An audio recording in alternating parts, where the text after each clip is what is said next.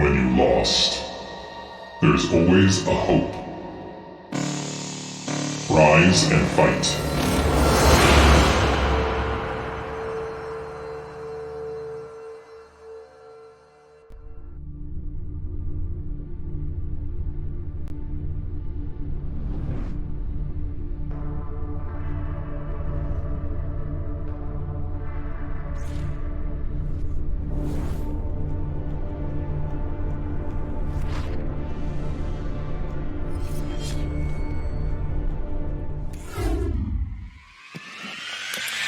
All right. Hello, everyone, and welcome to another BSL cast. I'm going to be solo casting this today. I guess my co-caster Raz didn't show up or didn't reply, so be a bit of a interesting cast, but hopefully it turns out well. We got a couple of great games here today, a couple of PVZs to start things off. This will be Group D in the round of 16 for the North American cast.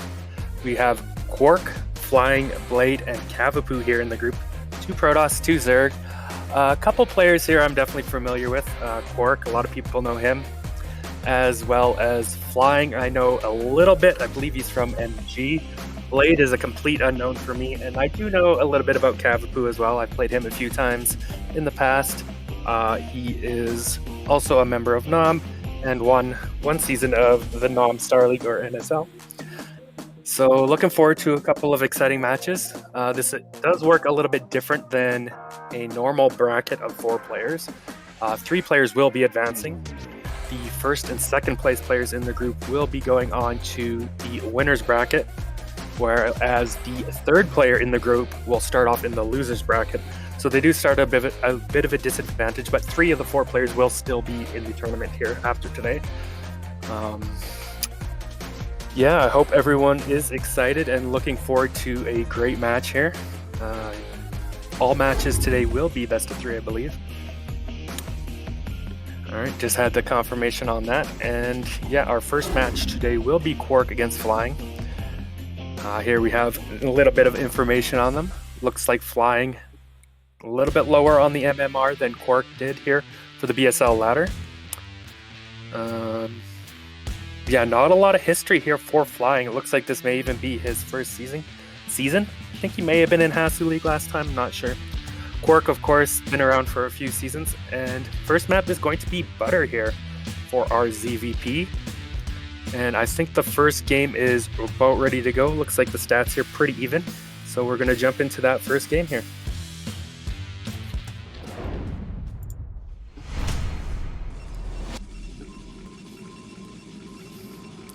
All right, spawning here in the top, in the red, is our Protoss player KwarK. And in the bottom right, in the blue, our Zerg player MG Flying. All right, so Butter to start things off, 2-player map. As a Protoss player myself, I don't mind 2-player maps against Zerg. It kind of limits Zerg's growth on the map, where they can expand to. In general, this map is a bit interesting in the fact that you kind of start on the same side of the map. This is going to allow Zerg to scout Protoss a little bit quicker with that Overlord guaranteed scout than if they were, say, cross-map. But this also means both players are going to be kind of expanding across the top of the map and have a lot of different pathways that players can take to move their units across the map. We do have KwarK already sending that probe out after Pylon. Pretty standard here, wants to confirm, see what Zerg is up to. Does look like Zerg is sending maybe a drone out here fairly early, or is he doing this to block the natural choke here? Maybe he wants to go for an early pool and kind of try and deny that, or play a little bit of mind game. We'll see if the probe can get in here. And it looks like no, he's just going to fight and have to be turned around here. So that's going to put a little bit of a question mark in KwarK's mind. What is he up against now, right? Is he up against some kind of really fast pool here? Oh, and he gets the drone kill, so a little bit sloppy there maybe from our Zerg player. Nice win. He is going to put that pylon down as well to kind of slow Zerg's expansion down. Will the probe get in? He does, so yeah, I don't know. That whole idea Flying had there trying to deny it really didn't pay off for him, and now we have a hatchery in the main base. This kind of screams like almost all in here already from the Zerg, so I don't expect KwarK to really fall or fail to this. You know, seeing a second hatchery in the main like this is really just going to deny or slow down any additional economy coming from Zerg. There is the pool coming down. Of course, he can still get a hatchery at the natural a little bit later, but it's going to be delayed. Anything he wants to do from this point on is going to be delayed, so I would not be surprised to see him try some sort of all-in. Meanwhile, on the Protoss side, looks like everything's standard. He got his Nexus up, Forge coming as well. He's got full scouting information. You really got to favor KwarK here to start this game off. Probe still just circling around, seeing what he can see. Wants to see if that gas is taken. Drone is going out, but again, a little bit early here. Maybe some nerves coming out from flying. Not quite on top of some of his timings here. And the probe gets out to try and delay, harass, and block this a little bit more. Once again, we'll see how long he can do it here. 300 minerals are hit, and still, he can't get that hatchery down. So nice little harass coming out from KwarK here. Finally, the hatchery does not go down. There it goes. Okay. Zerg finally gets the hatchery. Now let's see what Zerg wants to do from here. Just a couple of Zerglings being made so far. So he's going to try and play this out standard, perhaps, because he is making a couple of drones here. Only 2 lings. So, yeah, like I said, his economy is going to be slowed down. Got to favor KwarK, but he is going to try and transition this into somewhat of a normal game here. We'll see how that plays out. Meanwhile, we do have the gateway up. Cannon was started quite late, as he knew he could get away with it with all that scouting information he had. Pretty good transfer timing, and now we just have to see where KwarK wants to go from here. If he wants to go for a fast +1 timing, or if he's going to go for a Stargate first. That'll come down to the first bit of gas that he's mined here. So we will see. Yeah, I was wondering about that cutting probe, but he is going to get on top of that. Meanwhile, what is the Zerg going to do? This is what I wondered. He is throwing down a Hydralisk, and oh, and the probe gets in here. Mineral walked through those pair of lings sitting at the choke. Oh, cancelled. Okay. So Zerg was going to go for that 3-hatch Hydra, but because that probe snuck in, forcing a cancel, going to get a lair. That's just going to slow down anything from Zerg just a little bit more. So you really have to be feeling quite comfortable as this position for Protoss. We'll see how long he can keep that probe line. If he picks it off soon, I wonder, is flying going to cancel that and then go for the Hydra Den? Again, it's just going to be so much later if he does. So don't think that would be an ideal choice, but maybe he'll do it. Meanwhile, KwarK up there at 200 APM. Seems like he's worked on that APM a bit, since he's known for having fairly low APM most of the time.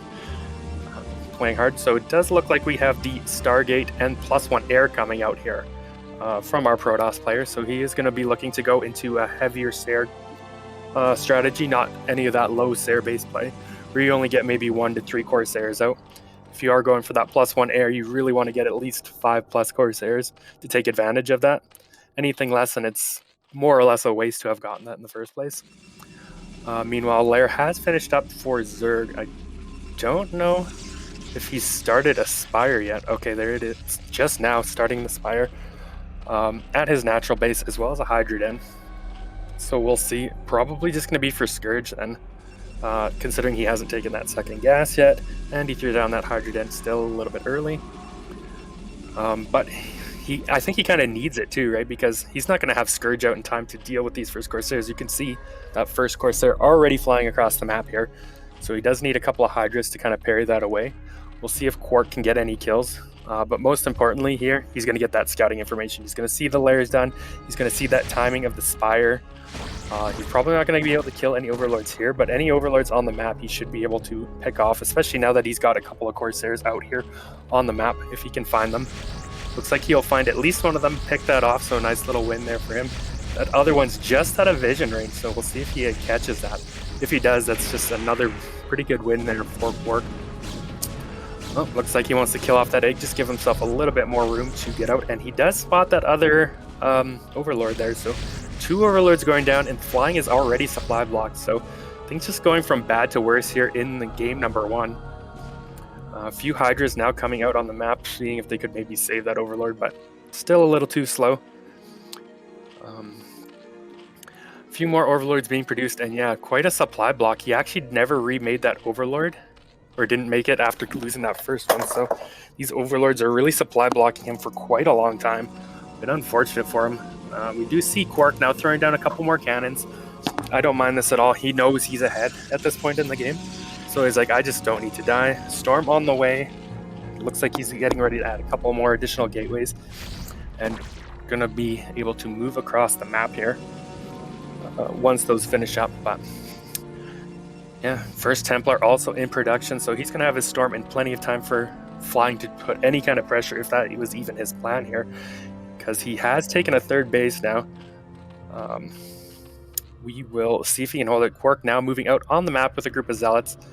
+1 and speed. Okay, speed just finished out. I'm not sure if +1's done. It should be just about done, if not already.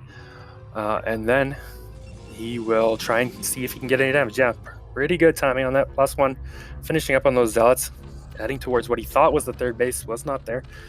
We'll see if he can get in here. That's pretty good Sim City from the Zerg. I'm not sure he's going to be able to get any damage or any real damage done, but we'll see. Now, if he can find that other base, he might be able to pick it off. And actually, yeah, I like this. He's heading towards that base. He realized the third base was not on the right side. So he's like, okay, it's got to be down here. And he finds it. We'll see if he can pick this off here before he loses any or all of his Zealots. Hydras are moving in to try and save this, but will it be enough? I'm not sure. He's got a couple of Zealots fighting off the Hydras and Lings. The rest are hitting this hatchery. I don't know if he's going to be able to save it here. I think it is going to go down. Will he cancel in time?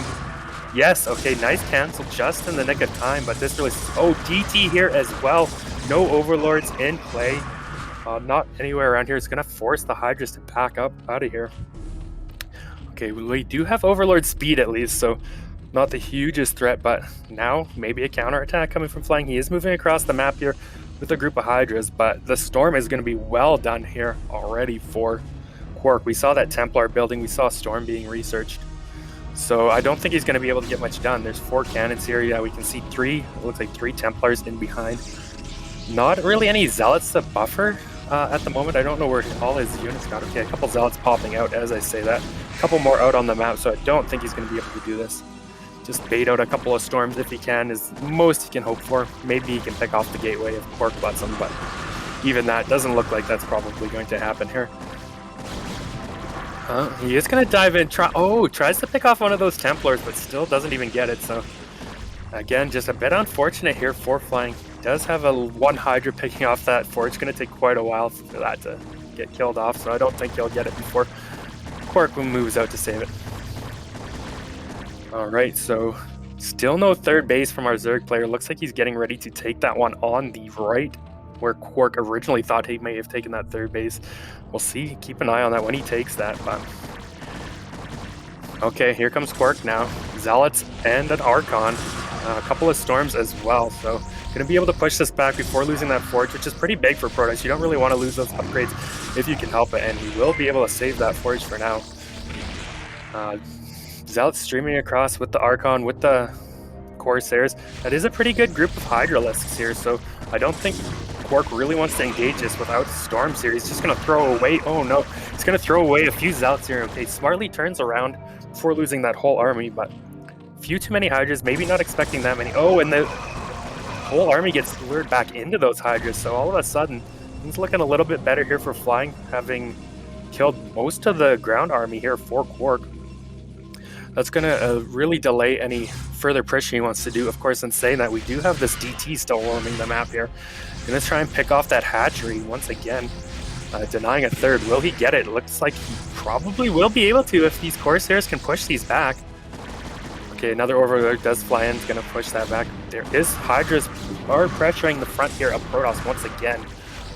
Killing off the Forge, so denying the upgrades. Nice little win here for Zerg. Oh, but eats a big Storm there, losing 5 Hydras to 1 Storm. Bit unfortunate for him, but we do have a couple of Lurkers here on the way. KwarK should have his Robo facility done by now. I don't see it. Okay, oh, double Robo here. Now that's interesting. Could be a bit of a mistake. We'll see if he wants to go Reavers or something. I feel like it was just a mistake, though. Maybe feeling a little bit pressure, really wanted to get those observers out. But yeah, first Lurkers are done here now, and they're going to start being able to pick off that gateway. That'll open that up a little bit more. But there's just so few units here for Zerg, right? Even if he kills off this gateway, he can't really pressure or set up a strong enough contain at this moment. Once that first observer's out, I feel like KwarK can start to pressure and push back some of these Lurkers. Now, there is a few Lurkers in here. pointing out that there's a potential for some lurker drops here, and that's actually something I would like to see from our Zerg player, because if you look at the worker count, he's just so low, 35 drones. He needs to find some way to do some damage, because the longer this goes on, the better this is going to get for KwarK. The one thing I will say is KwarK seems very low on Dragoons, and that's really what you want to try and bust out of here. He's got a bunch of Zealots, and he's still making Zealots here. You really want to get those Dragoons in production to clear out those lurker fields before he can get too much. Now, a little drop going over here at the same time. A couple of Zealots and a DT. No Overlord here, though, so they're going to be able to force that drone pull and maybe pick off this hatchery. Looks like they're going to try and target it down, but will they be able to get it? Oh, DT sneaks into the main here as well. Action just happening all over the place. Hatchery will go down, I think. And yeah, the hatchery has been killed off, so nice harassment here from KwarK, really slowing Zerg down. Oh, Zerg does manage to catch the shuttle. Nice little win for him there, but this is just feeling worse and worse for Zerg. He's running out of options. Here's first two base still, 13 minutes into the game here. Oh, and that DT is still in the main base doing some damage. I don't think he's going to be able to pick off that layer, but just being annoying, forcing the attention of flying back here to deal with it. Oh, DT's still picking off. Okay, KwarK is moving out here a little bit, trying to push back this contain. Looks like he has pushed it back, and honestly, I feel like he just needs to group his army together, move across the map, and really put on the pressure now to Zerg. There's not much Zerg's going to be able to do. He's just no economy, very little in the way of units. And we can see, like, KwarK is double the supply. Yes, Protoss wants to be ahead of Zerg in supply, but by this much, that's going to be tough for Zerg to deal with. Now, KwarK setting up a third base here as well. Okay, I don't mind this either. He's like, okay, I don't know if Zerg took anything on the left of the map necessarily. I'm just going to take my third base and pressure, and he can do this, right? He can pressure and kind of defend his base at the same time. Now, it does look like Zerg wants to take that base once again, but... Oh, lurker drop happened here. Nice. I don't know if he got many probes. Maybe it looks like maybe a couple. But quick reactions from KwarK pulling that out. Now here comes that big death ball of a Protoss army heading towards the natural. And what does Zerg have? 3 lurkers and a couple of Hydras? 4 lurkers there? Yeah, you can see KwarK going to what he thought might be a third base, but there's just nothing there. I don't know if he realizes just how little Zerg has in terms of extra bases. But like all he really needs to do is push in, and I think nothing Zerg can do to stop it, right? But yeah, we do have that army roaming around, see if he can't pick anything. A few lurkers coming out now from our Zerg player. But here comes the army of KwarK, kind of getting a little bit of a surround on here, potentially, yeah. Where are the storms? Where are the storms? Okay, one storm goes down, doesn't hit too much. But I don't think this is going to matter. Here comes the big brunt of the army. Where are the observers? Okay, there is an observer flying in. Only one observer, so if that gets targeted down, maybe the lurkers can get something done. And it does get targeted down. Only one lurker left, though. Protoss army's not going to be too scared of just one lurker here. Does KwarK even notice that he lost the observer? Has no observer here. I don't know, but it's not going to matter. There's just so much Protoss, and here comes another reinforcing wave, a bunch of Dragoons. This is going to be GG. He's just going to bust in here, and there's nothing the Zerg player can do. There's just way too much Protoss. 100 supply ahead here. Zealous getting on top of the drone line. Dragoons moving in. They're just going to ignore this one lurker, and it's just a matter of waiting for the Zerg to GG out here. And there it is. GG is called. And KwarK takes a pretty convincing game one, I gotta say. Just right from start to finish, he put on that harass, really slowed down our Zerg player in the early game, and never let Zerg establish themselves, never let Zerg hold onto a third base for more than a minute or two, right? So really the story of the first game, well played by KwarK. Jumping out to that 1-0 lead.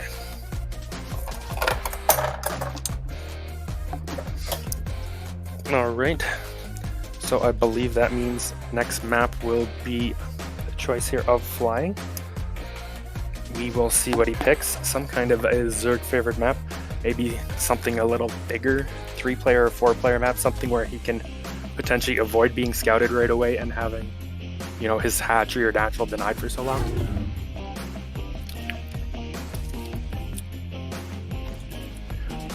All right, looks like the map choice is going to be Sylphid here.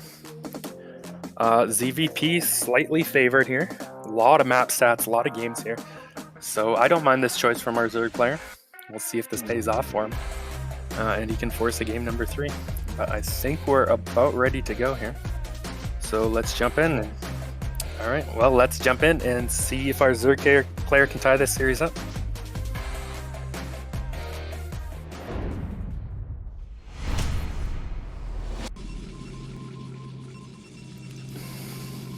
All right, in the bottom left, up 1-0, it is our red Protoss, KwarK. And in the bottom right, in the blue, it is Flying. All right, well, Overlord going in the wrong direction to scout our Protoss player first, but of course this is the way he will want to send it, just so he can get to that closer natural to check that out a little bit quicker. Now, last game we saw Flying go for some kind of like a drone block to try and deny the probe. That really didn't work out for him. I'm not sure the full reason behind that. We'll see if he tries something like that again. I kind of hope not. It seemed to not work out for him, and he just lost extra mining time, and he lost the drone too. Now KwarK also going to be going in the wrong direction here first with his first scout, so won't scout Zerg right away. Maybe that'll buy him enough time to do whatever he wants to do here without getting disrupted early on. And okay, look at this. We got a very fast overpool here coming out. So I'm not going for hatch first. Like maybe we thought first. Over gas even. Okay. Now this is interesting. Not something you see all that often. It is something you see from time to time, but question is, will KwarK get in here and realize that this is overguess? I think he should. We'll see how he plans accordingly, or how he wants to play this accordingly. This will allow Flying to get out some Zergling speed and put on some pressure here a little bit earlier if he wants to.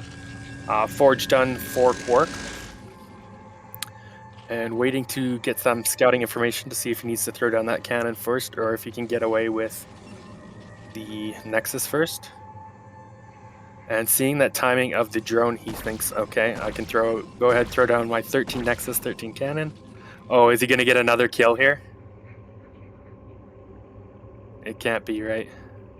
Okay, drone does get away. Sending another drone. So once again here, we got KwarK harass doing a great job denying and slowing Flying here. But KwarK hasn't been in the main yet, so he doesn't know that gas has even been taken. He will eventually get in here and scout that. We'll see if he throws down a second cannon in a little bit here to kind of deal with that, seeing this really fast gas. Especially now that he sees no gas is being mined, he should know that Zergling speed is on the way. Almost about halfway done, so I would not be surprised to see him throw down a second cannon here in a little bit. Maybe even a third if that probe dies, especially because this just looks like Flying wants to make a bunch of Zerglings. Yeah, you can already see KwarK pulling a couple of probes to block in those chokes here. Second cannon already started as well. KwarK realizing, okay, this is what's coming. Yeah, probe does go down. So in my case, in my situation, I would actually throw down a third cannon here. I don't know if KwarK's going to do it, especially because he's already pulled a bunch of probes to kind of choke up that wall. But it's definitely an option. Now he is sending another probe out on the map here. Let's see if he can get around those Zerglings. Doesn't look like... Oh, maybe he will. I don't think Flying quite noticed that probe on the map, so he will get in. This is going to be huge for KwarK. He's going to be able to tell, is he still producing a bunch of Lings, or is he transitioning? Now here come the Lings. See if they can get in. A couple more probes have been pulled here to block, but a bunch of Lings are getting through. Nice block here. Oh, and KwarK gets the block off here at the ramp, and every single Zergling goes down for, what was that, 1-2 probe kills? So already, once again here, got to give the lead to KwarK in the early game. I mean, Flying invested all this money into Ling speed and a bunch of Zerglings that really didn't get enough done, right? Killed 1 or 2 probes. So once again, KwarK up to a little bit of a lead here. And we saw what he did with that last game, right? He was able to just keep producing Zealots, put on the harass, and never really let Zerg, Zerg get established. Will that be the case here again? Quite possibly. Now probe is still alive in the Zerg base, scouting, seeing where Zerg wants to go from here. Another hatchery thrown down. Probe does go down, a bit unfortunate for him there, but of course with Zergling speed, can't expect to keep that alive for too long. Now I don't think KwarK scouted the third base, so there's a chance that he thinks that that was the third hatchery. and that Zerg didn't take a third base. But he should know, based on the timing, that there's something missing. And here we go, another Hydralisk Den. So this is going to be a...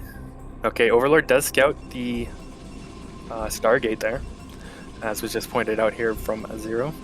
So, yeah, Zerg wants to go heavy into Hydras here.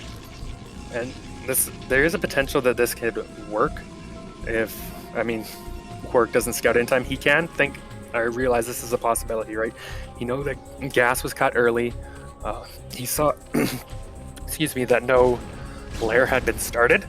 So when you see a late lair like this, this is always the option. Like this is one of the main things that they're probably going to be going, right? Is 4 or 5 hatch Hydra kind of play. A lot of times when you see this, though, you can even skip Stargate. You can see this is not the case here, so I will expect KwarK to maybe only make 1 Corsair. He might start a second one, and then when he gets in and confirms, either cancel it or just not even start it. And you can see he hasn't started that second Corsair yet. So he does know, or have a pretty good idea of what's going on here. He knows that the lair was late. And there's probably not a lot of, or there's going to be no risk of mutas, and could be going for this faster Hydra play. Corsair is going to fly in here and get all that confirmation that he needs, though. Still no lair he'll see, and he'll know exactly kind of what he's playing against, and we'll see how he wants to handle this. And it does fly in there. Yeah, still no second gas taken. Don't mind that because he's not going into a heavy Corsair commit. I would like to see him take it here in a little bit because he is going to eventually want to get up to those Templars to deal with the mass amounts of Hydras here, but we can see the gateway explosion coming.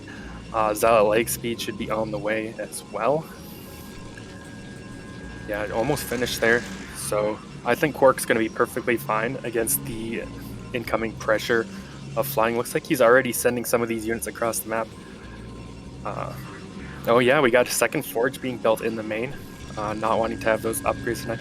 So this almost makes me think KwarK thinks this could be 3 hatch. I still don't know. I didn't notice that Corsair scouted that third base or not.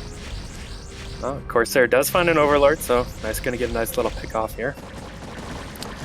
Meanwhile, KwarK is going to lose that gateway here. Looks like Zealot's going to get eaten up inside there as well. And down it goes. And he'll probably be able to pick off that forge, which is why he saw that second forge in the main base there of KwarK. So nice positioning there, we'll be able to pick that off. However, Zealot leg speed is done now, and with 4 cannons and leg speed, there's nothing flying's going to really be able to do. In fact, he may have even transitioned out of this and has built around the drones back at home. Yeah, it looks like that's exactly what he's done here, just sending them to mine now. And that's probably the right choice.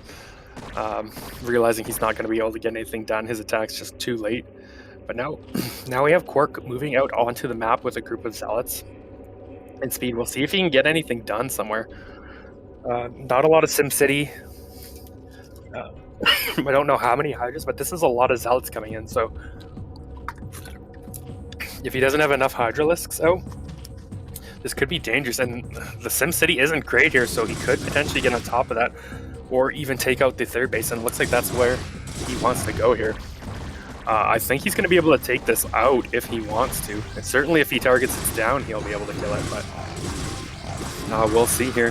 He doesn't necessarily know how many Hydras are behind this. Yeah, okay, I like this. He's going to send a group of Zealots to fight off the Hydras here.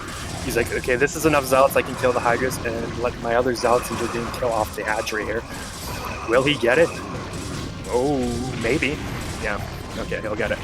For sure. Now he should just back out of there. And rightly so. He does. So once again here, story of the series a little bit, keeping the Zerg on 2 bases. Once again, like, what can Zerg do, right? This is just putting him a little bit more all in. It's going to be a little bit harder for him to fight back. He is sending a group of Hydras across the map to see what he can get done. There are no High Templars out yet, so maybe he can get a little something done, but it just feels like there's way too many Zealots here. That paired with the cannons, there's no way he's going to be able to bust in here, I feel like. But maybe he has to go for it anyway, and here he goes. He's trying this. We'll see if this pays off for him. Zealots are doing a great job buffering here for these cannons. Yeah, I like the pullback, just forcing the Hydras to fight in range of the cannons here. Take some extra damage. Now you got to be careful. If you lose all these zealots, oh, here we go. DT sneaking out here again as well. No overlords in, and this is just gonna parry this attack off, right? No overlords out here, no speed, right? Because Lair was so late, or still never started. So Zerg is really all in with this, and I don't think this is gonna work. KwarK is building some more cannons in here behind. Now Zerg is gonna try and dive on top of these, but he's gonna lose all his Hydras in the process. So even if he comes in here with reinforcement Hydras, there's already DTs, there's no overlords. He's got storms coming out here now, like Templars are done.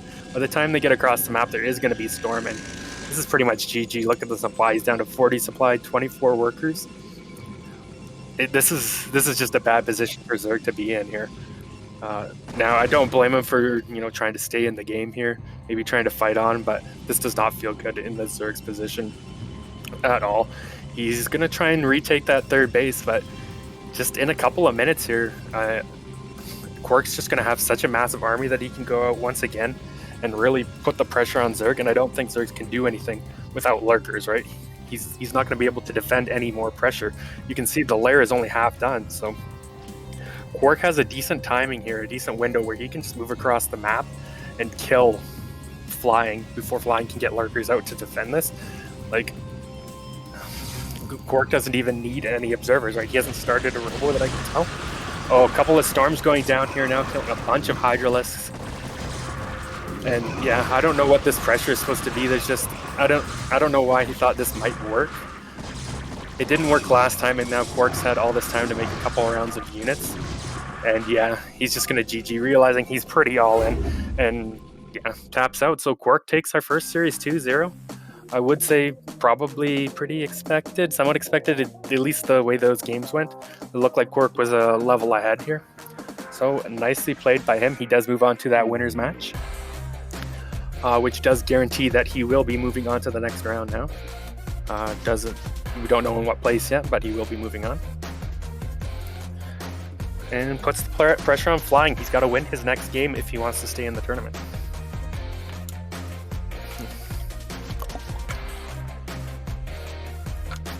Oh, I'm okay. I've just take a drink of water every here and there.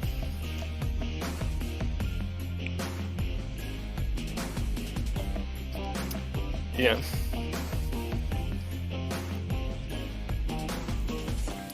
All right. We will be jumping into our second series here in a moment. It is going to be a Blade against Cavapoo. I don't know too much about Blade. I don't think I've ever seen him play unless he has some kind of an AK or anything. Cavapoo, pretty solid Zerg. I know he's definitely hit A rank. I don't know, he's probably still A rank.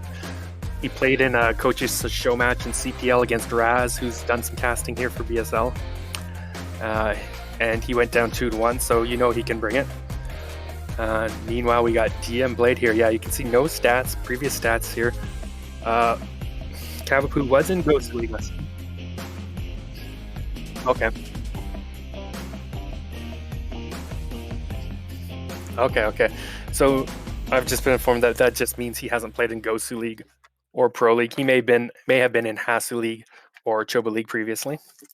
But we can see that Cavapoo did play in Gosu League there last season. So a little bit of stats on him. But here, looking at the MMR, Blade's MMR is maybe 200, almost exactly 200 MMR higher. So could be a bit of a challenge here for Cavapoo. We'll see how this goes. But I think we're about ready here to get into our game. First game will once again be Butter, I believe.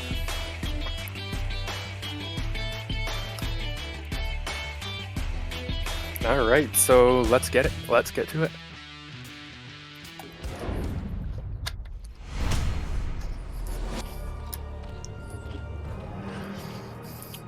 Oh, spawning in the top here, it is our tan Zerg Cavapoo.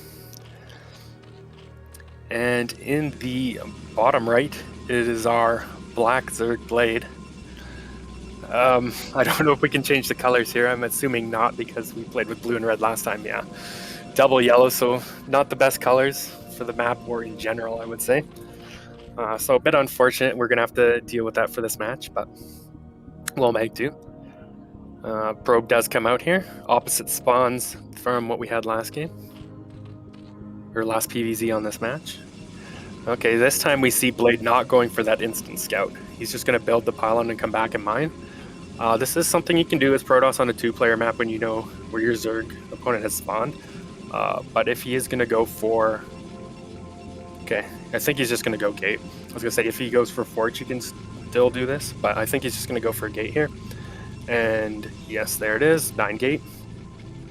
So you can usually go 9 gate or 10 gate. 9 gate definitely tells me he wants to put on a little bit of pressure if he can. See if he can get up there and do some damage. But we do have a pool first that came out of Cavapoo, and we also had an extractor trick here. Yeah, it looks like from the timing that it's actually going to be a 9 pool. I believe that was the timing on that. I didn't quite see it because the Overlord is not done yet, and that pool seems almost done. So yeah. So we'll be a 9 pool, so he's going to have a bunch of lings. This is going to force Blade to have to play his 9 gate more defensively. And I definitely know Cavapoo is a player who can mix this in and go for that earlier pool a fair bit. So Probe is going to get in there, see the lings. We'll see what the reaction is for Protoss. I'd like to see him throw down that Forge so he can block up his choke a little bit and not let those lings get in. Because if a couple of lings get into your base, this can snowball very quickly. Alright, lings are out. Blade is going to maybe try to slow down these lings a little bit with the probe by himself. Just those few extra seconds. Now this is interesting. He's even sending the Zealot out. Not sure about this so much. We'll see if he can make this work. If he can hide the Zealot. Okay, maybe he just had that Zealot rallied. And is too busy microing this probe because that Zealot just kind of stopped in the middle of the map here. But Cavapoo's chasing this probe all the way around here. So this could probably bot Blade all the time he needed, right? Even got the Nexus here. He doesn't have the Forge yet, even though this was 9 pools. So yeah, I got to favor Blade here. Maybe Cavapoo just too busy trying to chase that probe around and not putting on pressure here. Just allowed Blade all the time in the world here to not have to react to this 9 pool. No Forge, right? He's just got that up. And still, lings are just chasing this around. So early game, got to favor our Protoss here a little bit, despite the fact that Zerg went for this early kind of aggression play.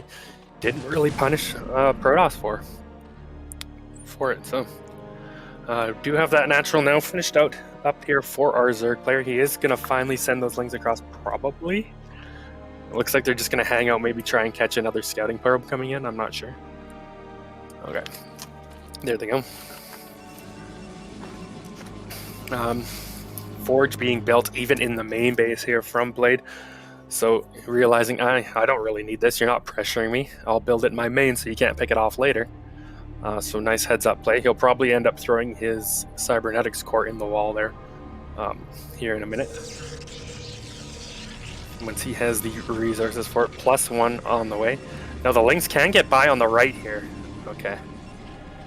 Now I don't know if Cavapoo realizes this or what. Okay, yeah, I think he's trying it. The lings surely have to get through there though. Like the probe got through there, so the lings should be able to. I don't know. Maybe he just doesn't want to commit. Yeah, I don't know. Maybe he just doesn't want to commit to it. Seeing how many Zealots are already out here. Realizing if he does run by, there's a chance the Zealots come across. And he's just going to play for scout deny here. Oh, he's going to try and engage his Zealot here. And cannon finishes up, so he's just going to have to back up. No, I did see a Hydralist den done. Is this only on 2 hatches still, though? Is this a 2-hatch Hydra? Wow. Okay, so he's going to be very aggressive here. Now this is something that could catch Blade off guard. He's gonna be in the dark, right? Maybe he builds another cannon or 2 in case of 3-hatch Hydra, but these Hydras are gonna hit faster than a normal 3-hatch Hydra. Like you can already see, the upgrades are on the way here. Cavapoo's still trying to be aggressive. Maybe pick off a Zealot. Yeah, does pick off 1 Zealot there for a couple of lings. You can see another cannon being thrown down because Blade has to do this, right? Because he doesn't know what he's up against. He doesn't know if a bunch of lings are being made behind. He doesn't know Cavapoo's teching up or building hydras, and as we can see, there are hydras on the way. And I don't know if 2 cannons is enough. Okay, 3rd cannon, maybe he can make this work. Yeah, so we'll see. But Cavapoo is sending some of these units across the map here now. Hydralisks on the way. Looks like they have speed done as well. So range should be being upgraded here at the moment. If not already almost done here. And he'll be able to start picking off that wall. Stargate, you can see Stargate just finishing up here now. The Hydras are coming in. Zealots are going to be pushing out now. We'll see. There's so many paths on this map. The Hydras are actually kind of going around the Zealots. I don't know, is he going to bring them back to fight? Or does he want to keep hiding them? Okay. A little bit of an engage here. This engage should go favorably for the Zealots, yeah. Gonna have to turn around, but here comes a little bit of a trap. Hydra's getting in behind these Zealots now and in front. So I don't know about this for our Protoss player, right? He's gonna lose some of these Zealots out on the map, but there's also Hydra's gonna be back at his base. Gonna be able to start taking down Swallow. He is building another cannon here. So even though he doesn't have any speed yet, don't think he's gonna get much done. Looks like a little bit of an engage here in the middle. Okay, picks off the rest of those Zealots with this group of Hydras. But did this buy him enough time to get his extra cannons up? We do have a 4th cannon and 5th cannon coming up. Cavapoo is going to move in here, dive on top of one of these cannons, does pick that off, picks off the one just finishing off as well. Going to even be able to pick off another one here. Gets 3 cannons, but now he's down to 3 Hydralisks. We'll see if he can produce enough off of 2 hatcheries. Meanwhile, those 2 Zealots that survived from that attack earlier do get into the main here. Going to be able to start picking off some drones. We'll see if Cavapoo notices. There's a chance the Zealot goes undetected and kills a bunch of drones here. That can always happen in a game like this where you're focused on your attack and lots of things happening. Yeah, we can already see that Zealot's killed a couple of drones off.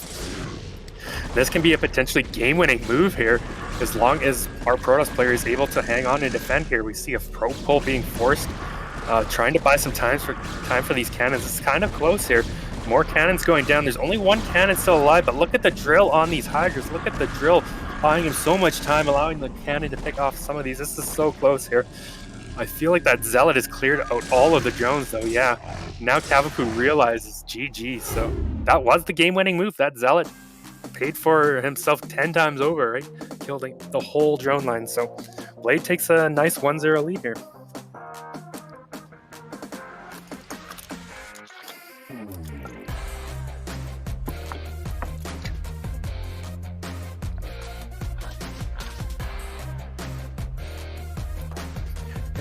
We can finish the series, I don't mind.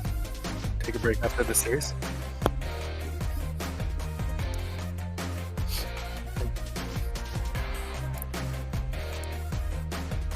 Alright. So we're going to jump into game number 2 here in a minute. This will be Cavapoo's pick. And it looks like... I'm not sure what map we'll see in a second, I suppose.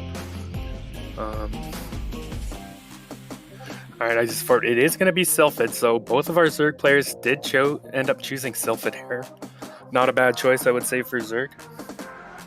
We'll see if Cavapoo can make something happen on this map, or are we going to have 2 2-0s for our Protoss players? And the game is ready, so we are going to jump into game number 2 here.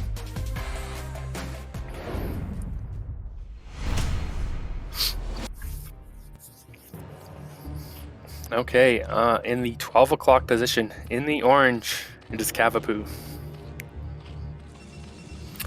And in the bottom left here, in the green, it is Blade. Much better colors this game, for sure.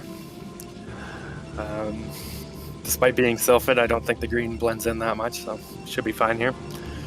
Now, last game Cavapoo went for that early aggressive opening, but he didn't really do anything with it. Like, it really allowed Blade to get away with whatever he wanted, so I wonder what we'll see from Cavapoo this game. Is he going to go for that once again? And if he does, he needs to be aggressive with it, or is he going to go for something a little bit more conservative, standard-ish here? We'll keep our eye on that. Once again, it looks like Blade probably going for that 9 gateway. I think this is a perfectly fine map for that.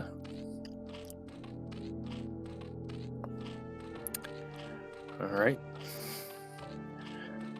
There goes the pool down for Cavapoo. This is going to be an overpool this time. So a little bit later pool, but something quite more standard. This time, Probe is going to scout in the correct direction. He will find the Zerg first and see what he's up against here. But Cavapoo's Overlord also about to scout that gateway and see, okay, this is going to be a gate opener. I'm sure both players have played this situation plenty of times. Fairly comfortable in what they want to do here.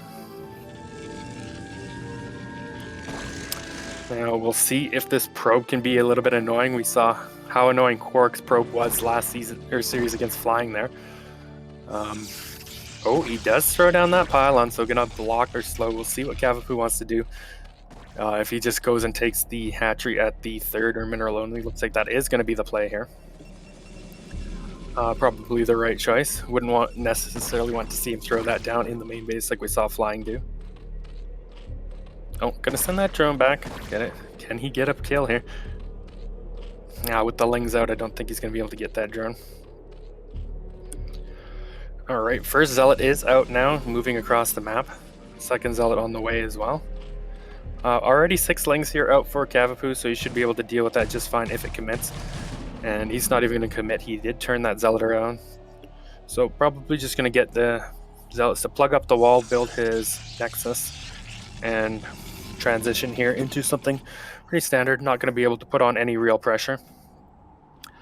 Cavapoo will run across the map, see if he can get something done right. Oh, he's actually building quite a few Lings here. So this could end up being potentially a quicker game here. Blade doesn't know that all these Lings are coming. We'll see if he can block it, because right now there is an opening here that Cavapoo can kind of get in. And if those Zealots get forced back into the main or away from this wall, all of a sudden that kind of opens room for a bunch more Lings to flood in. Now, if he can get a building like a forge up in there to block that, he should be okay. Should be able to hold on decently well. We'll see how the control on the micro is, but Cavapoo is being annoying. More Lings coming in here. Is this going to be enough? It looks like Blade does have enough. Is going to hold well for now, but maybe one of these out's going to get picked off. No. Okay. Nice little micro dance here, back and forth. I don't know if Cavapoo's continue to make more Lings or if this is it. Did the forge get built in the main again? We have a building behind. Oh, it's a battery. Okay. So he is feeling the pressure here. Yeah, he did build a forge in the main here once again, but also building a battery. Not wanting to die to a bunch of Lings because he doesn't know what's coming here. If it is a ton of Lings, he really needs that. Already using it, but as we can see, there's no more Lings coming, so he probably didn't really need that. Better to be safe than sorry. Cavapoo just going to continue to harass here with those Lings. See if he can't force some distraction, pick off maybe a bit of that gateway. If he can get it low enough. Because there's still no cannons here, he can kind of do this. I do think that is a cannon that's been started, so there is going to be a time limit on here. If there's only one Zealot on the top, he might still be able to sneak in there if he so wanted. Once he has Link speed anyway. Alright, so it looks like Blade is going to be just fine. He's going to get his cannon up here in a minute. Maybe a couple more Links made on Cavapoo's side, but nothing too extreme. I think he's just running up. I don't know if he went for a Hydralisk Den or anything. Okay, we do have a Hydralisk Den and a Lair. And okay, so is this gonna be like Hydra drops or something? We'll see. Maybe a potential quick drop coming in here is the play for Cavapoo, but group of Zealots now coming out, and Cavapoo's gonna have to respect this if he commits. It looks like he's just actually going to turn around here with those 5 Zealots. But Cavapoo did respect that. He did make another group of Lings here, and that's what Blade wants to do, right? He's just forcing those Lings, which is forcing Cavapoo to spend minerals on not drones, right? Slowing his economy down. Yeah. Now, because we didn't have those lurker upgrades and we got the Hydra upgrades, that's why I think it's not a lurker drop, and instead going to be a Hydralisk drop, and this can be pretty deadly too.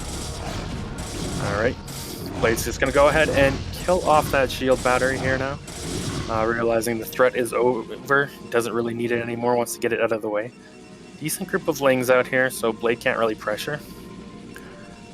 First Corsair is done, so now it's going to go across and scout, and we'll see how he reacts. Like, Seeing only 2 hatcheries here, seeing a Hydra's out, seeing a lair done. This looks like it would be something like a lurker drop. He's definitely going to want to get some cannons in the main or something to defend here. We'll see. Okay, he does throw some cannons down at the front. That's not necessarily what he needs. He's thinking maybe 3-hatch Hydra because he doesn't have the confirmation yet of everything that Cavapoo has. I believe he hasn't scouted the lair anyway. I could be wrong on that. But here comes the Corsair flying in now, going to check the natural. He saw no 3rd base over at that mineral only, so now we'll see the reaction here. He does see the lair. He does see the two base. Will he get some cannons in his mineral lines or around his base here for the potential drops? Hydras are coming out front. A lot of cannons are being made. Still adding cannons on out front here. Really taking the threat seriously of something coming out at the front. But you have to question, what is the lair for? If, you know, he's not necessarily going to go all in or bust all in at the front here if he has a lair, right? There's got to be some kind of a backup plan. Is it for drops? Most likely, right? Or fast lurkers is another option here. But as we saw, he went for those quick overlord upgrades, so very, very potentially he could be going for some drops here, and it doesn't look like Blade's reacted to that fact yet. Still some slow overlords flying in here. So I guess he has a little bit of time, but yeah. He's still adding in cannons at the front, really expecting an all-in bust here. I can understand how he thinks maybe, okay, he doesn't have a 3rd base, but why the lair then? Why the lair? Okay, Overlord speed just finishing up now, and here we go. He's loading up some units, and Blade doesn't really have anything in the main base at the moment here to deal with this. No cannons. He does have, okay, there's 1 cannon. He does have a decent amount of zealots, but is these zealots going to be enough? Because a couple of Corsairs, but 2 Corsairs is not going to stop this drop. Here it comes. We'll see how this goes. May be able to kill that 1 Overlord before something comes out. Maybe not. Where's the drop? Where's the drop? Oh, he's going to lose an Overlord to that cannon. Still no unload. Okay, here comes the unload. We'll see if this is enough here. Bunch of Lynx and Hydralisks getting dropped out. Probes being pulled as well. Instantly being pulled to try and come fight, but now they're all just going to die with all the Zealots dead. Now these Hydras and Lings are going to have kind of free reign here in the main base. And now Cavapoo's going to be loading up once again, trying to get some more, but the Corsairs are going to kill off those Overlords. Maybe a couple more Hydras will get dropped off in here, and they do. Will kill off those Corsairs as well, so now he can't really stop any more drops from coming in. Desperately maybe trying to get some cannons here at the natural or defend, or in the main, sorry, to defend, but his main base is done for, right? Like, what can he do to stop this now? He can't even get any, like, DTs or anything out to stop this. With the Overlord, there's some more drops coming in from Cavapoo once again. Damage has been dealt. Like, one thing I will say, though, is Cavapoo still only on 2 base, still only has 16 drones behind, so even if Blade, even after the damage Blade's taken here, he can somehow kill all these units. He can still kind of fight in this game, but damage is being dealt. He's going to lose his main base. Looks like he's taking, oh, look at this 3rd base up there on the high ground, kind of close to Zerg. That could definitely go unscouted, and that could be one way he can fight back in this game. Cavapoo in a pretty commanding spot at the moment. Worker count's almost evened up here, and Blade with no supply, just going to lose his entire main. I know this looks pretty hopeless for Protoss, and you're like, why don't you GG? I've actually been in this kind of situation before and came back to win the game, so I don't blame him for not necessarily GGing here, but this does look pretty bad, I will say. More Hydras now streaming across the map. He's doing anything he can to survive. Will it be enough? All he has now is cannons. I did see him building a robo. I don't think he's got any Reavers out yet. He wanted to try and get some Reavers for defense, but I don't think they're quite done yet. Yeah, Robo facility is done. First Reaver on the way, but will this be enough? I don't think Cavapoo necessarily has to kill it, but we'll see. Yeah, he did throw a couple of units in there just to see how much he had behind, if he could maybe go for a killing move here. But we'll see now. Question comes from here: does Cavapoo scout that hidden base, or does he get away with it? Because that's one way. If Cavapoo thinks this whole time that Protoss is just on this base and he just gets out a couple of Reavers for defense and starts harassing, there is still a chance that Protoss can fight back. You can even see, like, Protoss is ahead in the worker count here. Okay, here comes the attempt, though. Cavapoo is going to go in here. Reaver is out, so there are some Scarabs. Where are the shots, though? Where are the shots from the Scarabs? Looks like he does defend for now. How many more units? There's a Scarab going off. Bunch of cannons go down. How many units does Cavapoo have left? It's just those 4. Oh, okay, here comes another group of Hydras. If he can pick off that Reaver, he should be able to end this game, but will he go after it? That's the question. There's always that risk that if you lose too much, you let your opponent back in the game, right? So we'll see. I do think he's continuing to make Hydras, though, because you can see he's still on 16 drones. It's just been non-stop Hydraless production. But, oh, is he going to pick up his only Reaver and fly out of here? Okay, he's just moving it back behind the cannons. I was like, that's kind of a risk if he does that, right? Like, you're really thinking he's not going to come in here if you're doing that, but... danger isn't necessarily over here with Cavapoo still building Hydralisks. He's just going all in with this. He is going to attack again, right? Okay, as soon as I say that, he builds around a drone, so maybe he is going to transition after all, but he hasn't scouted that base now of Blades, so Blade couple cannons on the high ground. That's the reason Blade is still staying in this game. Cavapoo's got to be like, why are you in this game, buddy? So we'll see. I mean, he has checked for a couple of Protoss base from Protoss in a couple of locations, except he hasn't checked the location there actually is a base. The Hydras have moved back a fair bit, so it does look like Cavapoo is transitioning now. We can see he's made a bunch more drones. So game goes on, I mean, at this point, right? Cavapoo's thinking he's put probably 2 base to 1 base here, when it's actually 2 base to 2 base, and that base is starting to get saturated here. Oh, we trying to fly a few probes over, but have to turn back around because there are Hydras patrolling the area. 2 Reavers out here, his opportunity to bust that is gone. He could still bust in there or just even drop Hydras, but he has to find that base if he's going to do that, right? Still hasn't found that base, so he's just going to transition, take a 3rd base. I wonder what Cavapoo's plan is from here. What is he going to do for his finishing move, so to speak, right? He thinks this is 1 base. What is his follow-up? Am I going to go for mass Hydras to try and kill him? With Reavers out there, is he going to transition into like Hive Tech, take a bunch of bases? Like, kind of, he has options here. Whereas Protoss is just trying to survive, defend, get his base up and running. And then once he has a couple of Reavers, we could see him maybe go for a harass. Yeah, we can see shuttle speed on the way. So he is going to try and get some harassment done or kill off some Hydras where he can here. Probably in a couple of minutes. Maybe he's going to wait for 1 more Reaver just so he knows he has enough to defend. Should Cavapoo go jump in on his cannons once more. Okay, Mutalisks. Here's the answer, the reply from Cavapoo. He's going to go for some Mutalisks, see if he can't pick something off with them. Dive in on top of the Reavers or shuttle with the Hydras there, even to soaking the cannon damage is one way he gets to even do that. It's quite wasteful, but if he can kill off all the Reavers, hey, then he can win the game with the Hydras. So, okay, Speed Shuttle is maybe coming out. Okay, I was going to say, it looks like he's going to fly right into the Hydras. He's got to be very careful with that shuttle. If that gets caught and picked off, that could be game-ending. Oh, Hydras do catch there, but do not get it. Okay, now Cavapoo has scouted this base. So he's going to go straight for here, and I don't know if Blade can hold this. Yes, he's on cannons on a high ground on a ramp, but Cavapoo just has so much. He's going to have to bring his Reavers over if he wants any chance to hold onto this base. Probes are being pulled to try and buy him some time. All the Mutalisks do go down, so cannons and probe block doing a great job here, trading very effectively.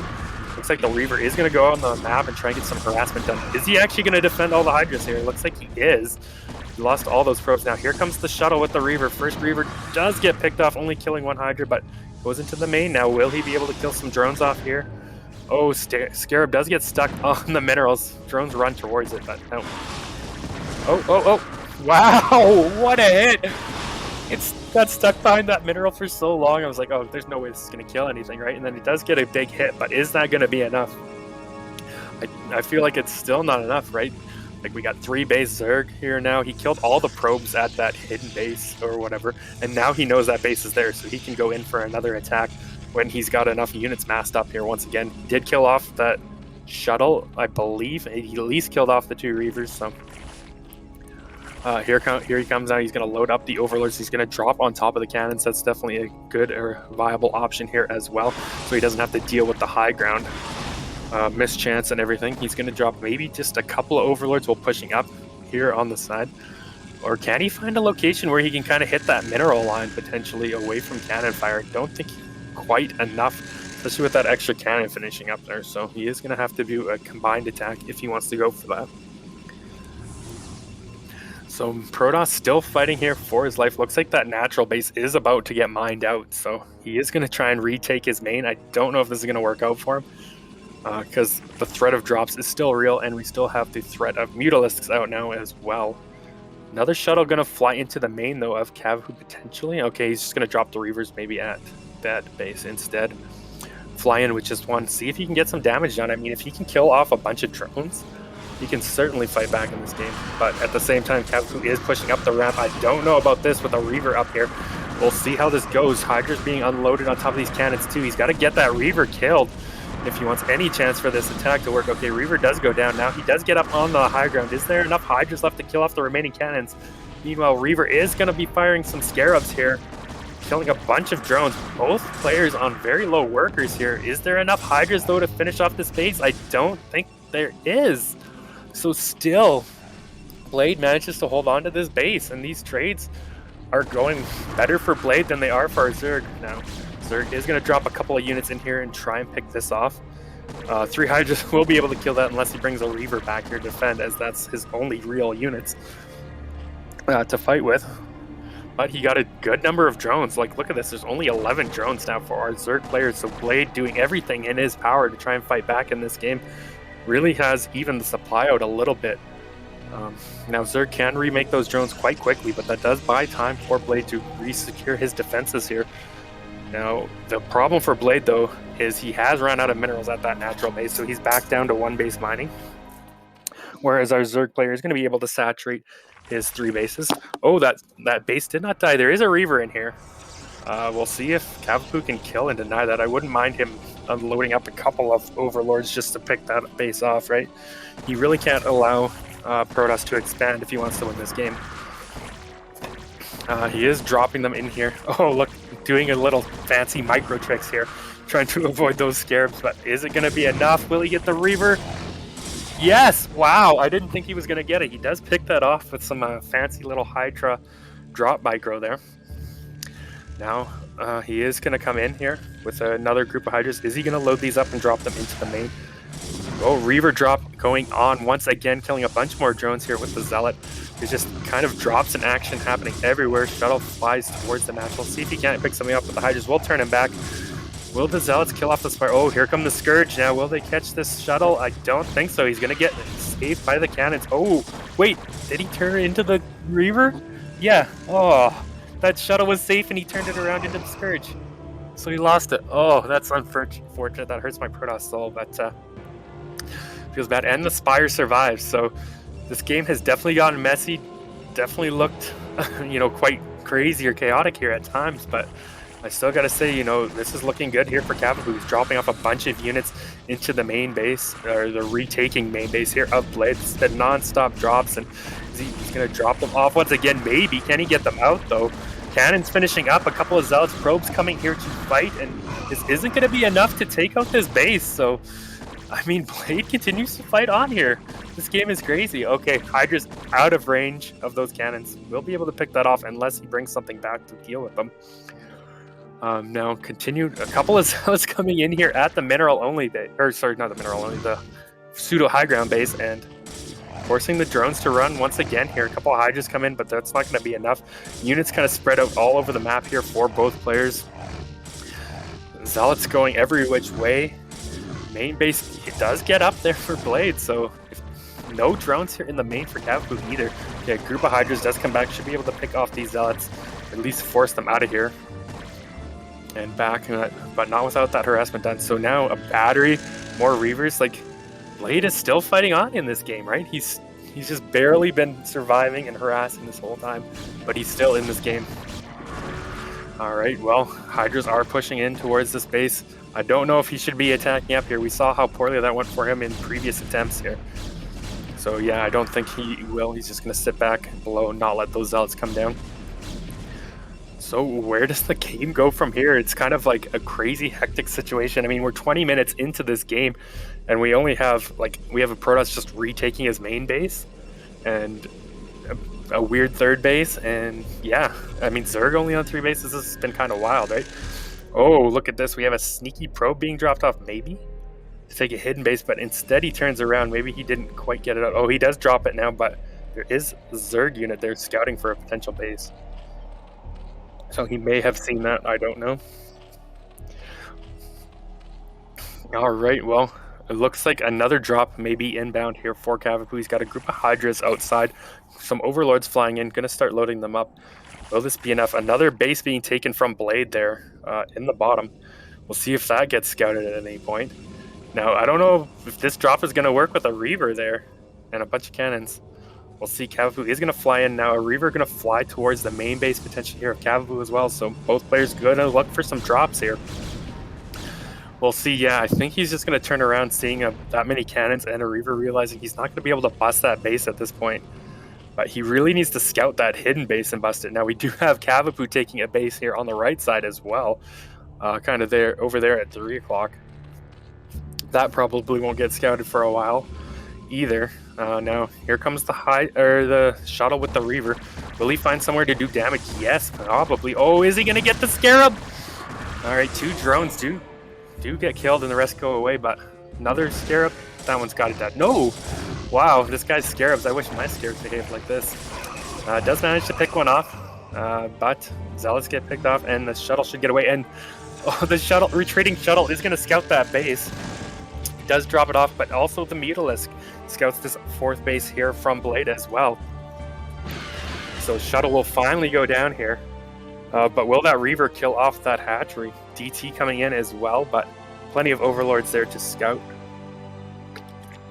No Scarabs here. He is rebuilding them now, but these Hydras will be able to clean off that Reaver before he can pick it off. All right, Reaver does go down. Maybe gets a couple of Hydras there for his trouble, but Cavapoo will hold on and save that base. And now we'll see if he does anything about this base that he knows about. If he's going to attack that with Hydras, he has to go very quickly because that's a bunch of cannons that Blade is building up on the high ground there.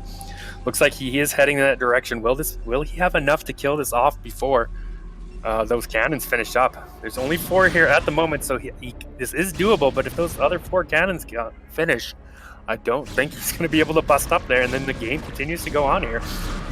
We'll see. Now the cannons are finishing up here. Probes are going to be blocking. I don't think he can win this fight anymore. There's no way, right? And now he's just throwing away Hydras for free.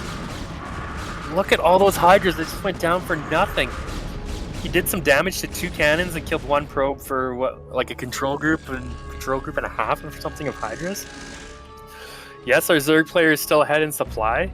Yes, he's still ahead in workers, but if he keeps doing attacks like that, and Blade keeps getting these high ground bases that Cavapoo can't, kill, then he can come back. And look at this, DT killing off that base on the right here. Is Blade just going to come back and win this game? I gotta question this. He just might, right? Like, Zerg is still on 3 bases, Protoss is on 4 bases. Sure, Zerg has more supply, sure, Zerg has more drones, but what else does he have going for him? Like, I don't know. Despite the supplies, I do think that Protoss has a very real chance of winning this game still. Now, it just feels like Cavapoo stayed on this Hydra drops and stuff way too long. He didn't really tech and expand quickly enough, progress enough. So, I mean, I don't want to call it yet. He can still certainly get some damage done somewhere. Maybe kill off the natural to kill off that tech, right? I mean, you got nothing there other than a bunch of cannons and a bunch of tech. Okay, there is a Reaver there. Reaver's kind of everywhere. This looks like a real late game PvZ where you just have Reavers at all your bases and a bunch of cannons and stuff to defend. But here we go. Okay, Hydras are coming in. Looks like he thinks this is the play. Oh, but Templar in the shuttle, Blade on top of it, getting a bunch of Just getting a nice storm off, forcing those Hydras back once again, so he can't even kill this base off. And as Cavapoo, you gotta be almost panicking or thinking, what do I do? How do I beat this guy now, right? He's got 4 bases. I've allowed him to get these high ground bases. I can't stop him, so I just gotta take bases myself. But is it gonna be enough? Like, eventually Blade is gonna actually be able to put together a realistic army here now that he's got that main base. He's got the space to actually build gateways. Yeah, we'll see what Cavapoo has in store for us. I can't believe this game has gone in so long after losing that main base. But this is what I said earlier. Like, we saw Blade get down to, what was it, like 20 supply against 60 supply Zerg or something, losing his main base, and he's still able to fight back in this game. Okay, we do have some additional tech coming out from Cavapoo for the first time since, you know, beginning of the game, basically. A few lurkers out here on the map. We'll see what he wants to do with those. If you're gonna try and drop them on some mineral lines or something, get some harassment done. Finally realizing that maybe this strictly Hydra and kind of drop play isn't gonna work out for him. DT does come in here now, no drones for him to pick off, but I think Cavapoo is aware of this DT's existence. He will bring the Overlord over and be able to pick that off. Now we do have bases coming down here in the bottom for Blade and for Cavapoo, kind of side by side at the other main. Oh, Zealot and Templar coming in here. Templar is a little bit different. Oh, Zealot, okay, does trigger. Will he get a storm if he does manage to pick off 3 drones? So not too bad. Harassment continuing to come, forcing that drone pull, but this base does get killed off or forced to cancel. So Cavapoo does hold on to that bottom right. I don't know what way to call this. This game is kind of nuts for what we got to this point here. Another storm drop going off. Does get a couple more drone kills. 5 kills on that Templar. Will he get another one off here? Yes, he will. Is that 4 or 5 more drones going down? Another drone going down. So nice little harassments coming in here from Blade, kind of really evening that worker count out here a bit. Now we do have a lot of gateways, so he's actually been able to transition into a gateway, a little bit of a gateway or ground army here. Still has that Reaver tech too, of course. Looks like those lurkers are just going to be for a contain here outside that natural base to kind of slow this down. And I don't know during all this chaos if he ever built an observatory or observers at all. It doesn't look like he did. So he's going to have to, once he sees that there's lurkers up there, he's going to have to realize, okay, I got to get observers, start an observatory right away. I think he may have started it there at the natural. So it'll be a couple minutes before he can get out there. Oh no, it's just a pylon. So it's still going to be a little bit before he can actually get out here. Where's the observatory? You got to start that now. Maybe. So he is going to have that contained, so it's going to be a while before Blade can actually get onto the map with his ground army now. This is looking like, you know, something you might see in an earlier game where Zerg just gets a contain on the natural here. Just it's happening at 30 minutes instead of, you know, 12 minutes or something. So kind of crazy here, but the game goes on, right? Cavapoo has bottom right. He looks like he's getting ready to take the other bottom right base. So despite the fact that Blade has been fighting back really solidly, this is still Cavapoo's, looks like still could be Cavapoo's game, or should be Cavapoo's game, especially if Blade is never able to get another base and he is trapped in here with his main army and can't really get out of here. That's just going to buy Cavapoo so much time to set up additional bases and additional tech or anything he wants to, really. More lurkers now joining. This is quite the contain he's got going on here. Reavers will help, but there's still no observers to spot for these lurkers. Okay, first observer just now popping out. The good old 30-minute observer game, you know. First observer 30 minutes, that's common, right? But yeah, so he's going to be able to start trying to pick it off, but nice snipes on those Reavers there. That's really going to slow the advances of Blade down here a little bit. A couple of lurkers will go down here, but there's still so many lurkers behind and a lot of Hydras and more coming in here. Reinforcements streaming in from Cavapoo's side of the map. For the first time in a while, we do have a supply lead now here for Blade.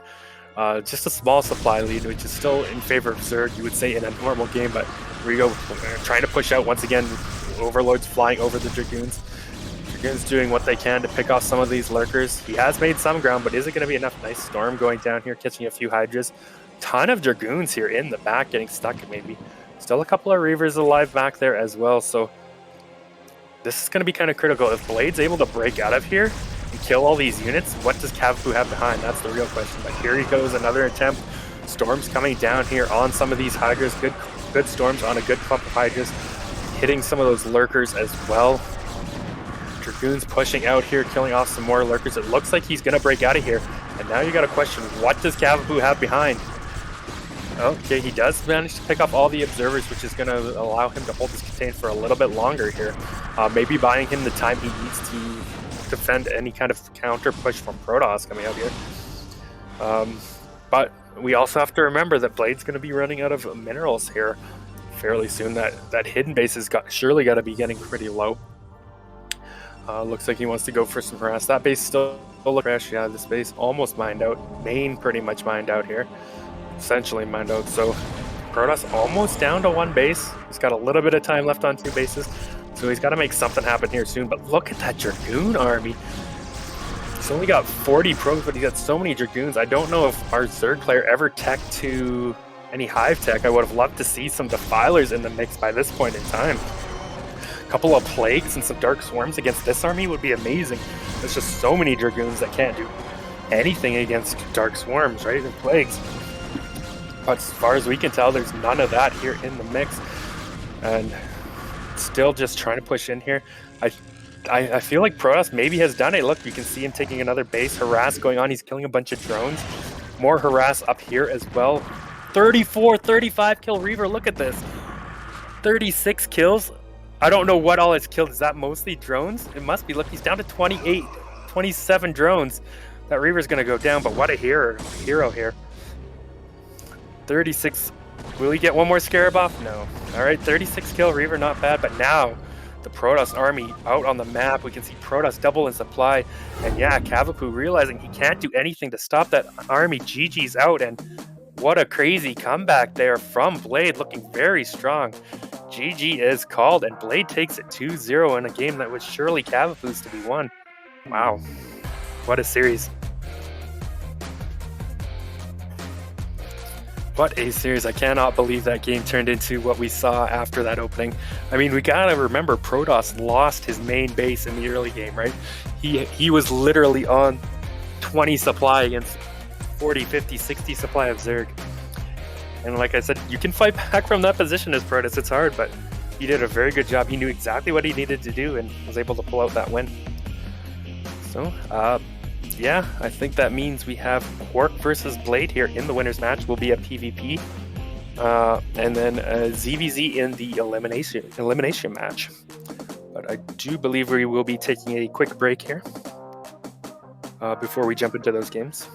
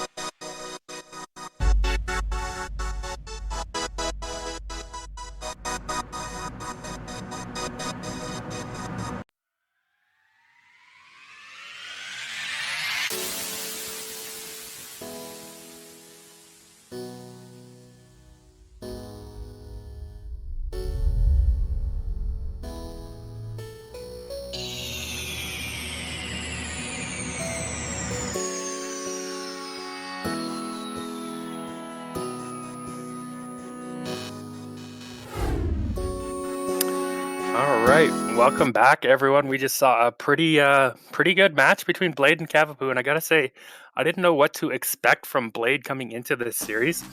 Like I said, I hadn't seen him play before that I know of, and he impressed me. He did really well, but now we get to see how his PvP is here in a game against KwarK in the winners match. I do believe our match is ready to go, so let's jump into it.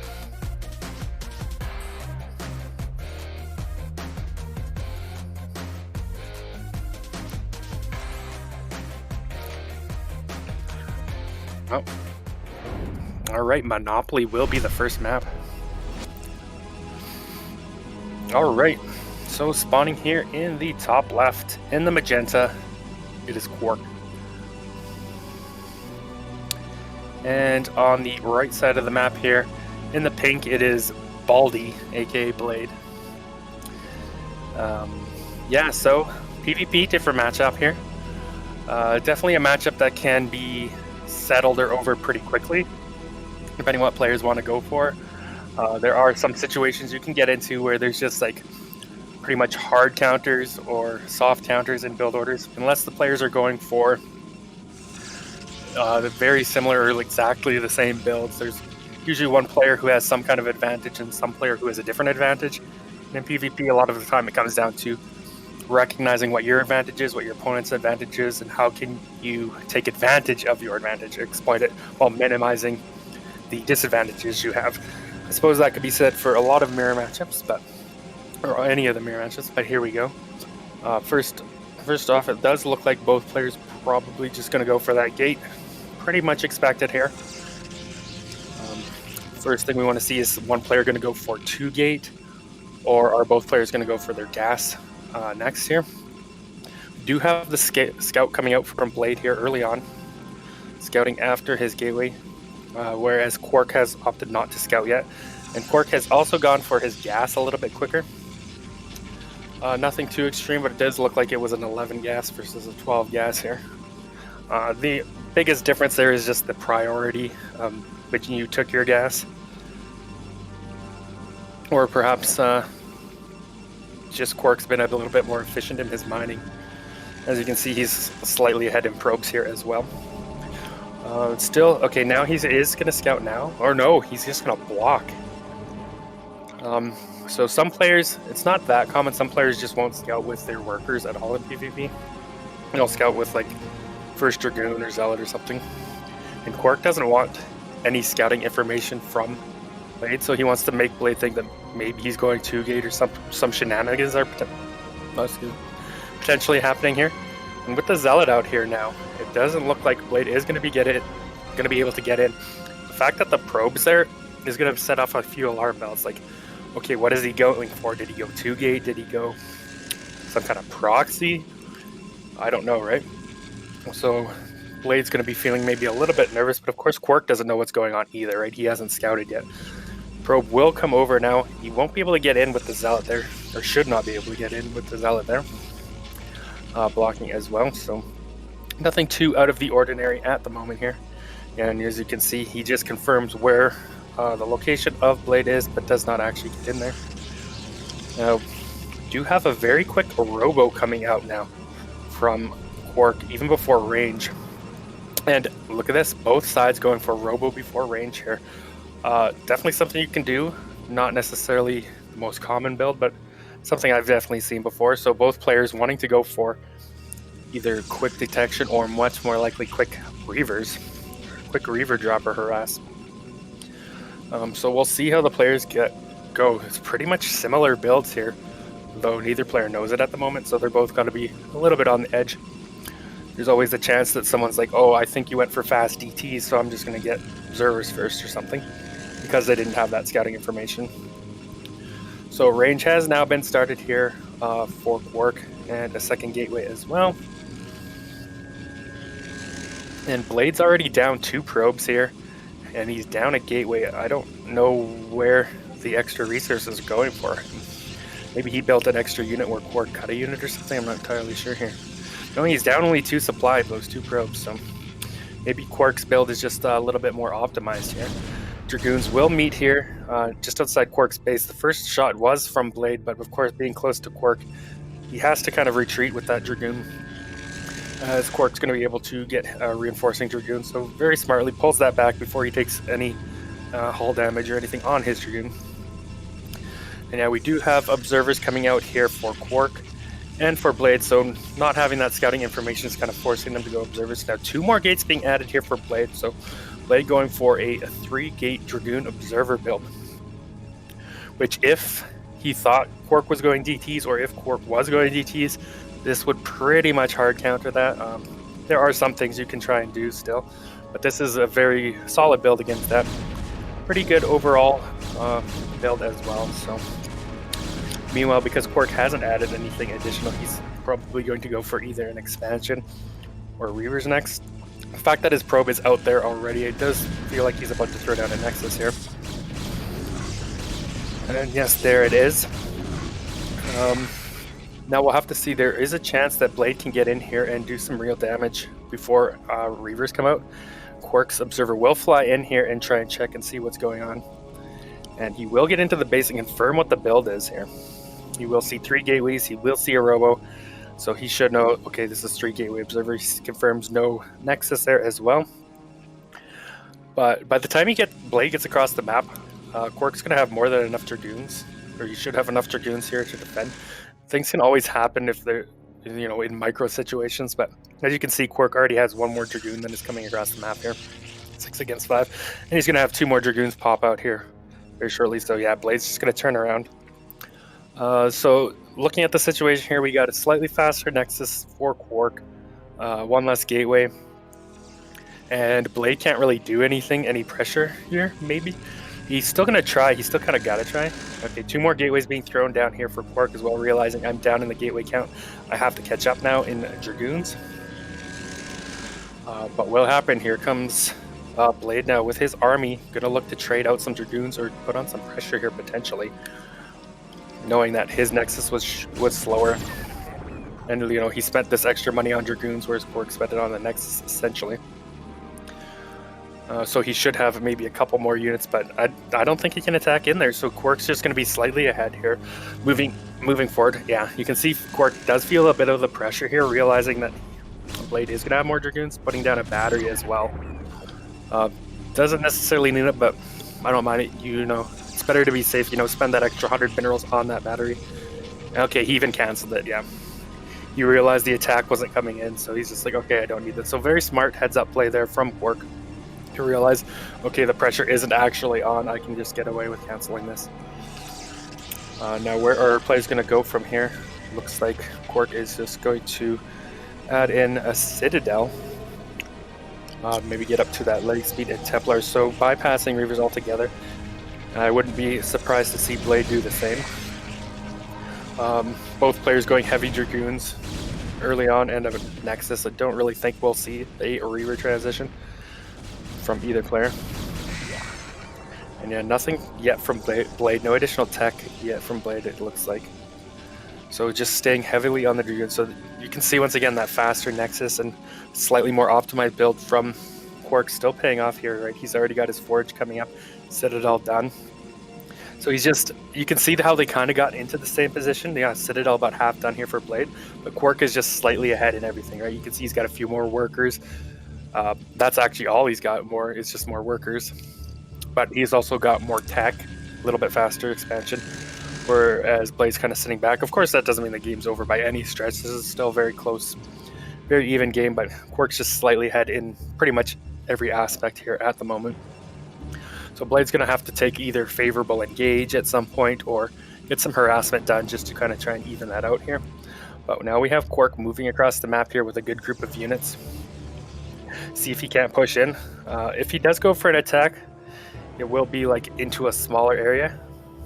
So Blade may have his units bunched up, or QwarK's units may get bunched up. A lot of the times these fights will be decided by like whose units are in the fight more.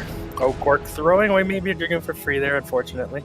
Okay, taking a bit of damage, does manage to save it, but I don't think he really wants to attack in here. He is ahead in supply, so he could potentially win this, but there's no reason to really attack in there if you're unsure. So He's just going to turn around. Looks like he's setting up to take even a third base here. Zealot leg speed is done now as well. So if he did want to push in, now could be the opportunity. He has that leg speed advantage, and he's got a good concave here. Oh no, Blade is kind of coming in from a bad angle, whereas KwarK has got quite a great angle here from his Dragoons, getting a lot more surface area. It feels like a mistake here from Blade. I feel like KwarK's just going to be able to run over him here. He's just leaving himself way too vulnerable, way too open. I would have liked to have seen him maybe pull back, and I think this is just going to be GG, right? Like, KwarK just had way better surface area. He had Zealot speed. You can just see he's got way more Dragoons left over. Even if he doesn't kill off Blade here, advantage KwarK, right? But I do think it's definitely an option. Looks like he doesn't want to commit in there. Doesn't know entirely how much is behind. But where it was kind of close, that little advantage KwarK has had, it's turned into more of a significant advantage now. So the pressure is really going to be on Blade to get something done, right? Do some harassment or take a very favorable trade a little bit later on. But you can see now, look at the supplies. Like, KwarK's ahead 30 supply-ish, and he's ahead almost 20 workers. Getting ready to take his third base. I don't know what Blade's gonna have to do here. I would like to see him make like a shuttle or something.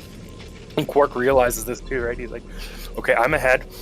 How is he gonna be able to come back in this game? Well, one thing that's big in PvP is, harassment, shuttle drops. So smartly, KwarK is putting a couple of cannons here in mineral lines or whatever to help protect against drops, at least in the natural. He hasn't got any in the main yet that I can see. But yeah, things looking good for him. Still hasn't thrown down that third Nexus, but I imagine we'll see it there. Yeah, there it goes right away. Right as I say that. So what is the plan here for Blade? Looks like he added a few more gateways, so he's trying to power up hard on 2 base, whereas KwarK is just taking his third base, matching in units, and even ahead in units. Like, I don't know, looks like Blade's on 3, 6, 7, 8 gates, and I think I saw KwarK was on 7 gates. So yes, he has one more gateway, but that's not going to catch him up fast enough, because by the time the engagement happens here or whatever, KwarK's going to have that third base. Looks like he's going for a little bit of harass himself, but Blade does have a couple of Dragoons in position. We'll be able to force that back out of there. So nice little defense there from Blade. He's really just stopped his pro production altogether, so pretty much banking on or realizing the fact that he's just going to be staying on these 2 bases for a while and really power up and try to overwhelm KwarK with a significant army, but I don't think it's going to work. Like, KwarK has all this additional tech quicker, so he's already got a bunch of storms out. He's going to have a third base, and all it takes is just that one fight for KwarK to win it, and then there's nothing Blade will be able to do to catch back up. Now, if Blade can take that fight and take out a base and get another base for himself, maybe still. But that's definitely looking really good for KwarK to take game number 1. It does look like Blade is starting to rally some of his units here outside of his base, maybe hotkeying them up into groups to push out. Let's see if he wants to go for that third base or if he's just going to use them to try and pressure KwarK here. But even looking at the army size, it just looks like KwarK has a bigger army already. Probably does. He's 20 supply up in workers here, 20 supply up in army supply here. So yeah, slightly bigger army or about the same here, and just more workers and an extra base.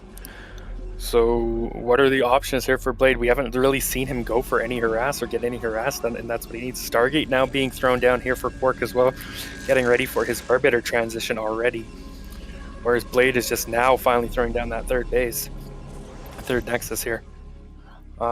Maybe he gets that up, maybe he doesn't, but KwarK's already been mining this for so long. Like, he's going to be maxed here in just a couple of minutes and be able to really put the pressure on. A couple more Archons being mixed. He's got a pretty good unit composition there, very similar to what Blade has, and a lot of this could come down to that big fight, like who comes out on top in this big engagement. Looks like we got +1 done on both sides, so no real upgrade advantage that I can see. Yeah, +1 there for KwarK as well. Looks like he's actually gonna have +2 finished right about the time he's going to be ready to engage or move across the map, so that could also play a factor. And the fact that he's 30-40 supply up here, We're going to really need a great positioning from Blade if he wants to take this engagement. DT sneaking in here, trying to get something done. Does not get anything there, gets picked off. Shuttle flying into the main base there's nothing in it though. So maybe just a bit of a bait or something. It does look like it did force a probe pull at least, so worth it. Paid off for KwarK here. He will get that picked off. But now here he comes with the army, and it looks like he's setting up for potentially a little bit of a flank in here now on Blade. We'll see how this goes. Army coming in from both sides. This is going to pull the army of Blade down here, whereas KwarK's army can come in and sandwich it from the top now. Army on both sides. Storms going down right away here from Blade. Now, I haven't seen any from KwarK. Okay, a couple of storms now going down here from KwarK, but some of KwarK's army is in this fight. Is this the trade that Blade needs? Some of his army is getting pushed back by those zealots, it looks like. Is there enough here? I don't know. Okay, group of zealots coming in, reinforcements coming in. Now from Blade, he's got a little bit better of an engagement or trade here.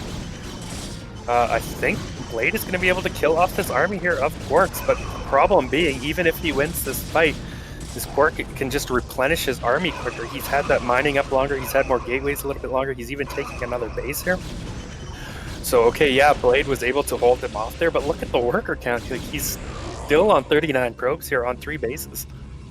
And KwarK is up here like 40 supplies, so already replacing that army and more, because he should have a few extra gateways here. And this is all KwarK needs to do, just trade that out. Trade out again, knowing that his economy is in better condition than Blade's here. And like, he's going to be able to remax quicker. He does have his first Arbiter on the way here as well. No Arbiter tech whatsoever on Blade's side, but it looks like Blade is maybe moving out with that shuttle to go try and harass. We'll see if he can get some probe kills here. There's not really anything there to defend at the moment, so if KwarK doesn't notice when that shuttle arrives, he could potentially lose a whole probe line, and that would be a nice little pickup there for Blade. Keep an eye on that, but the army here for KwarK is just so much larger moving out here on the map. This is not the engage you want to take as Blade. Yeah, he realizes this, turns around. Shuttle does fly in there now at that base. Looks like the probes were probably pulled. Yeah, probes running now. Don't think he got any kills, but here we go now. KwarK realizing his army is bigger. Kind of press in. Oh, here comes another drop. Will he get anything? Okay, maybe a couple of probes, but not really nearly as much as he was looking for. KwarK checking up here for a base, seeing nothing there. We'll go ahead and pull back. Cannon will eventually kill off that Archon before it can do any more harm there to KwarK. Oh, no. Okay. Thought maybe he might get one probe or something, but no. So now KwarK's just going to roam the map. He's got his 4 bases up against Blade's 3, and Blade knows this. Arbiter should be just about done, I would think, so he might be just waiting for that Arbiter to come out. Yeah, just finishing up there now. He'll probably have a stasis in time here for his next engage if he's waiting here for Max. And one stasis can do a really good job here in fights if he can get a group of Archons or a group of Dragoons or something. We'll see. Even if like you pick off all the observers, you get into that situation like in a PvT where, oh, Terran doesn't have any scans, or they scan too late and you get your whole army on top of them.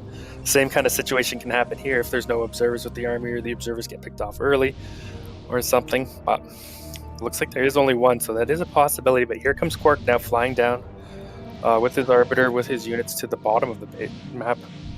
See if he wants to go for that base. He's probably going to check to see if there's a new base being taken from Blade here, and he does spot it, so he's going to try and go up here.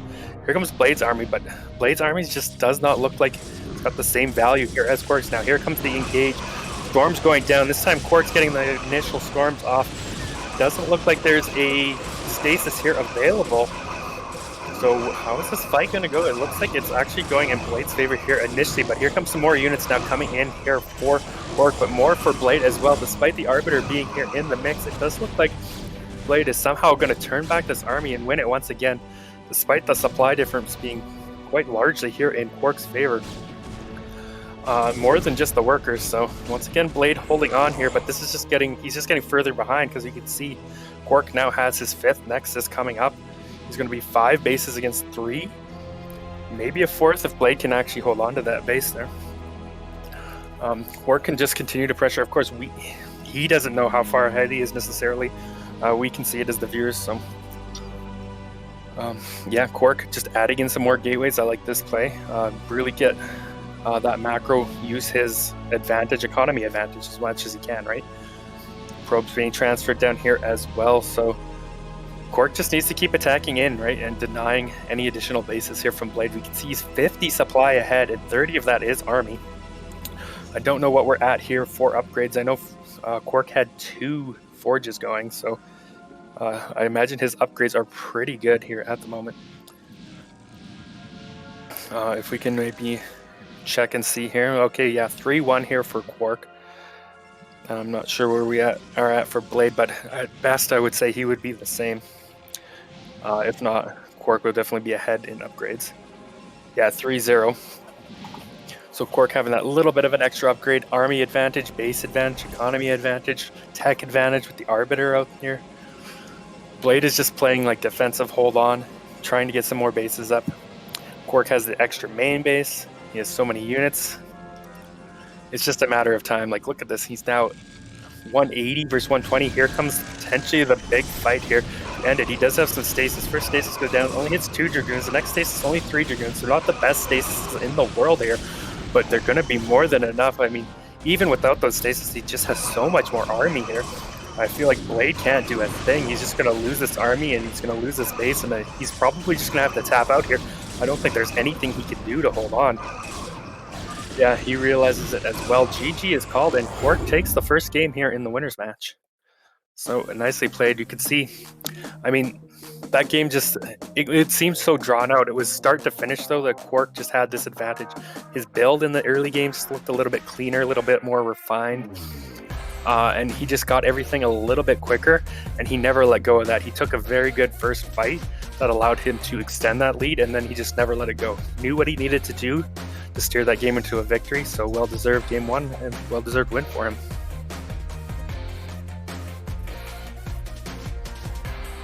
All right, so that should mean the next map is going to be Blade's choice.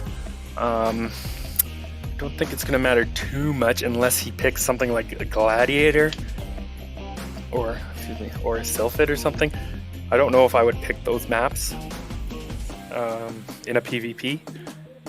And there's always this rock, paper, scissory type aspect people talk about in PvP that just gets really compounded or made really obvious in maps with reverse ramps.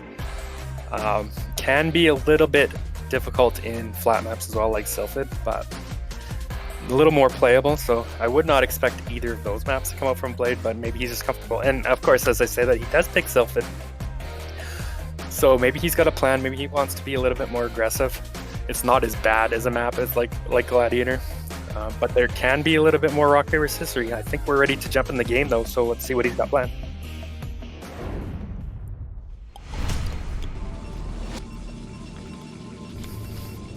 All right, spawning here in the top, it is our pale green Protoss Blade. And in the bottom left, in the magenta, it is KwarK. So there can be a little bit of a mind game here. KwarK might be thinking, okay, so why did he pick Sylphid, a flat map? Does that mean he wants to go open with like a 2-gate pressure or even like a 2-gate goon pressure? You know, something like 10-21 gate goon could be good here. Take advantage of the fact that the opponent doesn't have the high ground to kind of back up on and use to help defend. Now, he doesn't have to do that, but these are things that KwarK would probably be thinking of, right? Like, okay, is this going to be 2-gate goon, or how am I going to play this, right?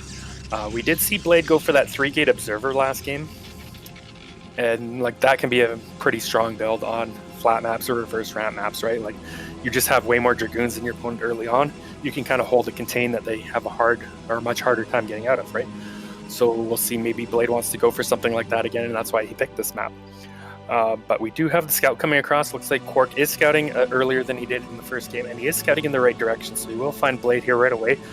This could be a response to the map. We saw him scout later last game. He just wants to know exactly what's up here, wants to get in. Blade, unfortunately, is going to scout the incorrect direction, but he should be able to still get into KwarK's base before he can block that off. Oh, KwarK will get in here and be happy to see that there's no 2-gate zealot or anything on the way necessarily. Let's see, gas and core. And meanwhile, on his side, we got the same thing going on here. Gas and core, slightly faster gas, but we saw that in game 1 here too. Oh, banner pylon going down. Nice little move. Blade does get some of his probes out, but does have one stuck there. So pretty nice there for KwarK. Gonna be even nicer here if Blade was not building a Zealot. But it looks like he was, so not gonna be the most annoying thing in the world. The Zealots, of course, actually have higher DPS against Dragoons than Dragoons have against Zealots. So they're better at clearing out these mana pylons. And yeah, you can see KwarK, once he confirmed that there was a Zealot out, he canceled that mana pylon, realizing it's more worth it to cancel it than to let it get killed by the Zealot. Blade did get that scouting information as well on KwarK's side, confirming, the core is out, confirming everything here. Now, core still not spinning here on Blade's side. Okay, it just starts now. Part of that was because he didn't have the minerals, I think. So mana pylon may be paying off a little bit there for KwarK, but could be a little bit of a red flag. Of course, as we can see, nothing here. But we do see that the range is a lot quicker for KwarK, so he should have a small window if he wants to try and abuse the fact that he's going to have range when his opponent is not. So on Blade's side, does look like he threw down that second gateway, so he is going to go for like a 2-gate Dragoon kind of play here. This is what I wondered, if we would see something like this, being a flat map, so that will be the play here. Looks like KwarK also throwing down a second gate, but his a little bit later, so once again, KwarK is just going to have a slight build order advantage here. He's already ahead in probes too, which is quite nice, but the fact that his gateway is like a little bit later is ideal, right? By the time Blade gets across the map with his extra 1 Dragoon, that second gateway is going to have paid off for that extra 1 Dragoon for KwarK, but he got it a little bit later, which allowed him to progress a little bit further on his build. So once again, I'm liking the early game here more for KwarK than I am for Blade. Of course, that does not mean the game is over by any stretch here. It looks like Blade probably threw down either probably a Robo based on the positioning, yeah. So it is going to be 2-gate into Robo. Pretty standard stuff, and I would not be surprised to see KwarK do the same. Yeah, Robo. In fact, Robo quite a bit quicker here than Blade's. So Blade is going to move across the map here with a small group of units, see if he can't pick something off, right? Once he has his 4 Dragoons, he's like, okay, this is the time where I have more units. But you can see like KwarK already has his 4 Dragoons out as well. Now Blade has a Zealot, and it looks like a 5th Dragoon maybe in there. No, it's 4 Dragoons, okay. I just can't count or something. So that extra Zealot will help, so KwarK is going to have to pull back and take a defensive position here, but he's not going to lose too much here. He's not going to get overrun here.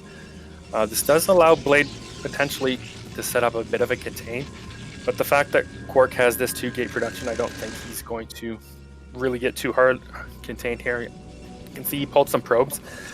A little unsure if this was like a 3-gate. It kind of feels like he thinks that's what this is by the way he's reacting. He's really worried that Blade is getting ready to pounce in on his base, right? You can see he pulled those probes out, added an extra gateway, so he is concerned that this is a real possibility here.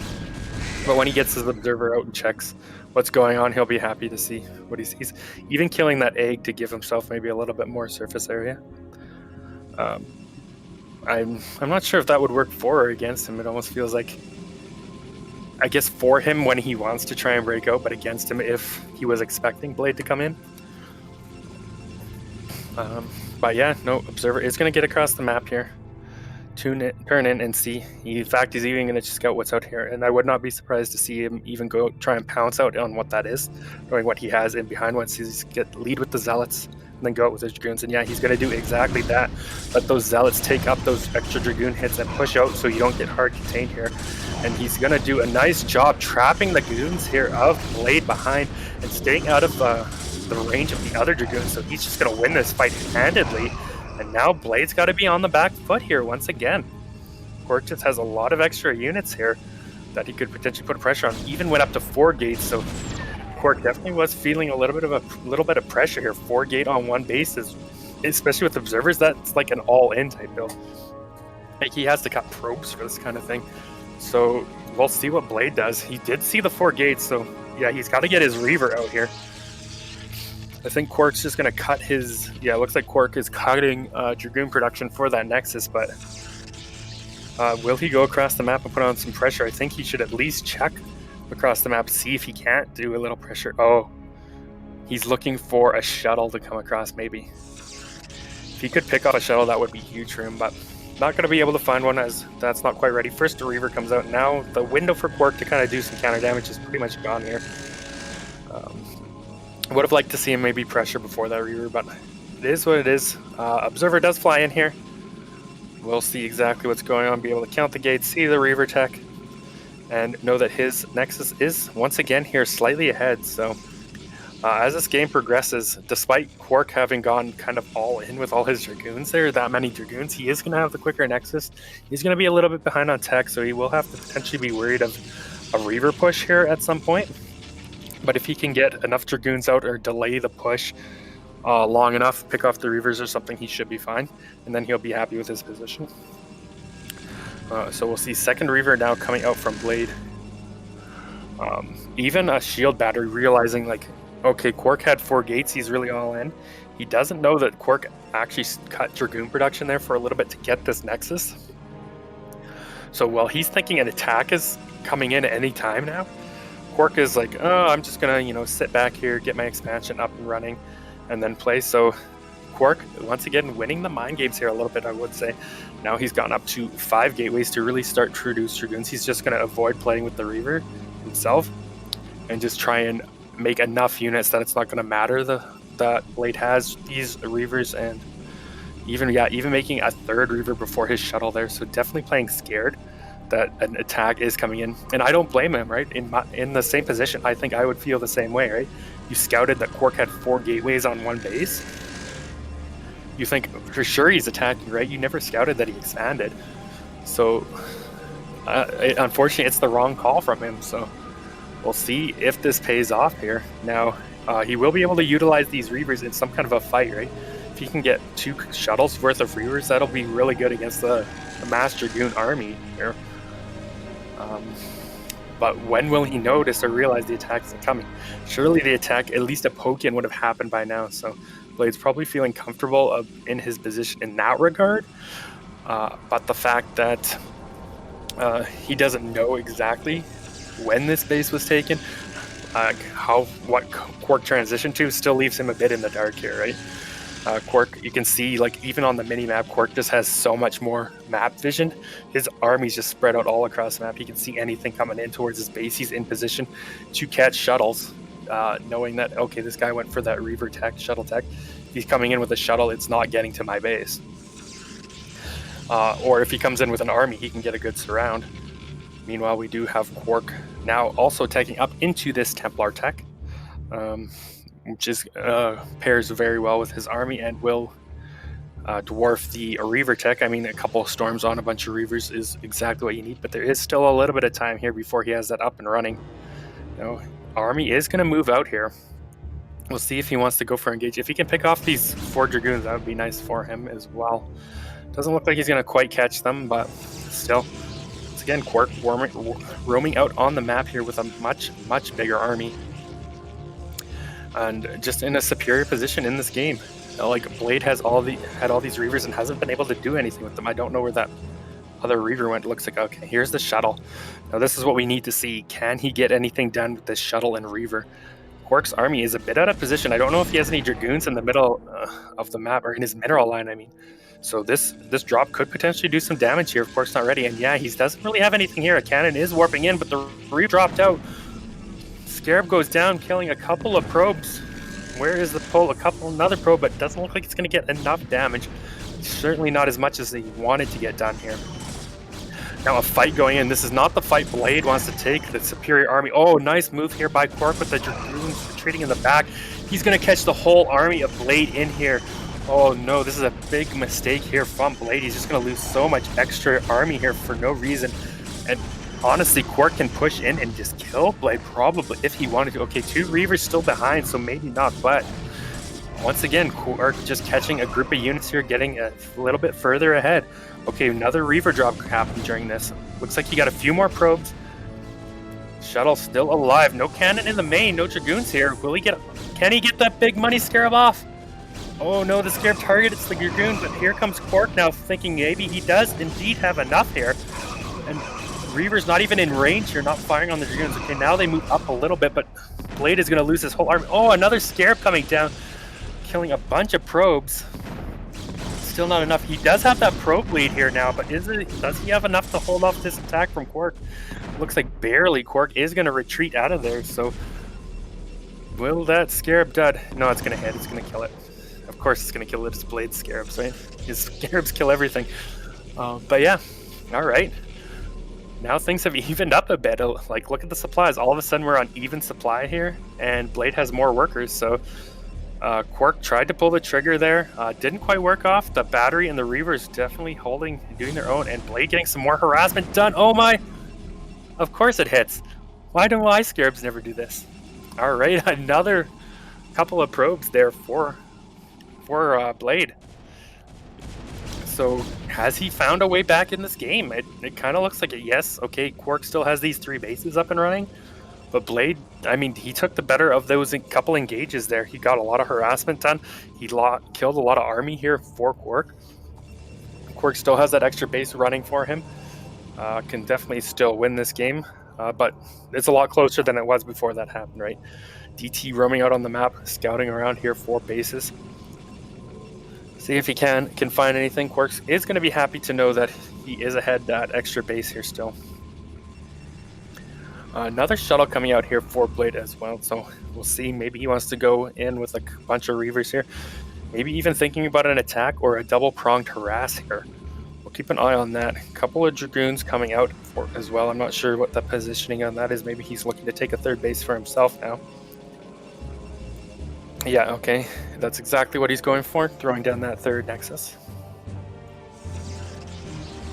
Alright, Observer now coming out. Going to get a couple of Reavers loaded up here. We'll see where he wants to go. Is he going to go for a double kind of harass type play? Or is he going to try and see if he can get pressure KwarK? Looks like he's just going to fly with a double Reaver shuttle. This can be risky going with 2 Reavers. It can pay off nicely, but if it gets caught, you lose a lot more of your investment. He is going to find a scouting or spotter pylon here placed by KwarK and just kill that off. I think it actually takes more minerals to kill the pylon via Scarabs, I believe. But I've even seen pros do it, so it's just always funny to think like, oh, I'm going to kill this pylon with some Scarabs, even though it takes more money than the pylon costs in the first place. But he will kill that off, kill off that little bit of vision scouter pylon there. Meanwhile, he is going to get his 3rd up and running here shortly. KwarK can't really attack into that tight area, especially with all these Reavers. So where does the game go from here? Last time we did see KwarK transition into Arbiter Tech off of 3 bases. I wouldn't be surprised to see him maybe go for something like that again here in a little bit. But the difference is he's not as far ahead as he was in the last time. Okay, he is going to go for an attack here. I don't know about this with those Reavers in behind here and potentially more coming in. Yeah, shuttle coming into micro. Nice storms going down. Oh, a storm on top of those probes and units would be wonderful. Storms on top of these Reavers, though. Nice storm on top of the probes, killing off all of the probe line. Oh no, this is well worth it for KwarK, even if he loses the rest of his army here. He killed so many probes that is not going to be able to be replaced easily. So yeah, Blade does hold this army off a little, or managed to hold this army off, but a great trade there for KwarK regardless. Because there's no way Blade's going to be able to get in and counter with that few group of units on KwarK. But he lost so many probes, so once again, things looking really good here for KwarK. I thought maybe Blade was fighting back and could take this game, but after that, he really needs to get some counter harassment done of his own. Looks like he's going to try here, shuttle being loaded up, but oh, gets instantly picked off there by a couple of Dragoons flying past that observer. KwarK realizing that, killing that. So nice catch there from KwarK. Going to take his 4th base now as well. And I'm feeling scared here for Blade, right? You can see the worker, he's down in workers, down in supply. He's not going to be able to really punish anything KwarK has yet. No workers at any base here. It's just so few. He's not even fully saturated at the natural, so not even fully utilizing that, right? So what does he do? He really needs to get some counter harass done very shortly, or like win a very deciding battle, right? Like come out very far on top, and I don't know if he's gonna be able to do it now. He has a lot of Archons in this army. Archons have a lot of value here. So we'll see how this engagement goes for him. Where are the storms from KwarK? Where are the storms? Okay, a couple of storms now starting to come out here, but he's just got way too many units. Despite the value of those Archons getting on top of those Zealots, there's just too much here for KwarK. He's going to win the battle on the ground. He's going to win the economy battle. Now he can just turn around. He doesn't even have to pressure. He could probably pressure that base and kill it if he wanted to. Doesn't want to risk it here, bro. He is just going to turn around. But now he can see he's 30 supply ahead. Better value army here.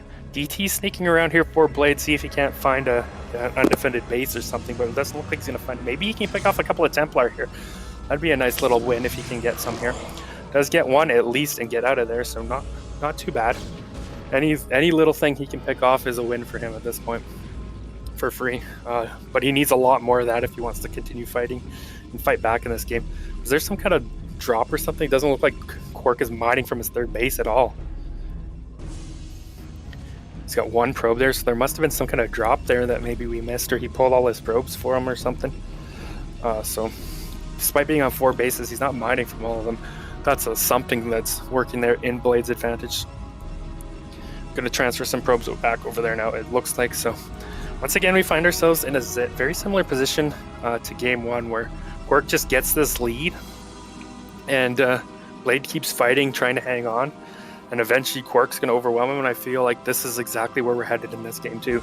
Unless Blade can get some serious economy damage and win a serious fight, we're going to be going to that same inevitable conclusion, I feel like, here. Yeah, we even have DT there from KwarK confirming that there isn't even a 4th base there or anything. Quite a big army out here on the map. Got KwarK 50 supply ahead now. 20 of that probes, 30 of that workers. Yeah, what can Blade do from here? He's really kind of at a loss. He's not even trying to do any harass or anything. Maybe he's overestimating his position in this game at the moment. Or he's just like, I'm hoping you don't attack until I'm maxed and I can get a couple bases up here. You can see like both players taking their mineral onlys at the same time. So even if Blade gets that base up, well, KwarK also got that base up. So you're not getting any further ahead. You're not getting any advantage or making any progress in this game compared to your opponent. Now, if this does go on long enough and Blade is allowed to max, his army strength is going to be bigger just due to the fact that he has less workers. But I don't think KwarK's going to allow that. We can see he's already getting ready to push in at this base here. Here comes the engage. This could potentially be the last fight of the game. KwarK just has so much more here. Blade's no way Blade's going to be able to win this, although half of KwarK's army isn't really in the fight, so that's ideal situation for Blade, but even still, KwarK wins that fight pretty decidingly, pushing the army back, denying that base once again. Will he decide this is the moment to go in for the killing blow? It looks like yes. He's got reinforcements coming towards that third base. Nice storms from Blade going down on top of all of KwarK's units here, but it's still, I don't think, going to be enough. A couple DTs in the mix. No observers there for KwarK, so that's helping, but it's still not enough. You can see 40 supply to 130. This third base going down. We're going to have to see a GG from Blade here any moment. He's trying to fight for dear life, not wanting to lose this game and go down to that final match, but I feel there is just no option here, no hope. He loses that base. He's got nothing left. 5 bases for KwarK now, 105 supply ahead. It's just a matter of when, not if, just when.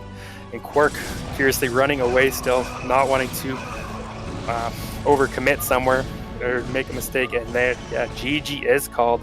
Blade finally admits defeat, and KwarK advances in first place out of this group with a nice 2-0 over Blade. All right. Of course, that means Blade goes down into the decider match to face the winner of Flying vs. Cavapoo, which will be a ZVZ. Will it be the rematch, or will he go against Flying? Now, ZVZ... Okay. Okay, sure. So we're going to take a couple minute break here before we jump into that next match.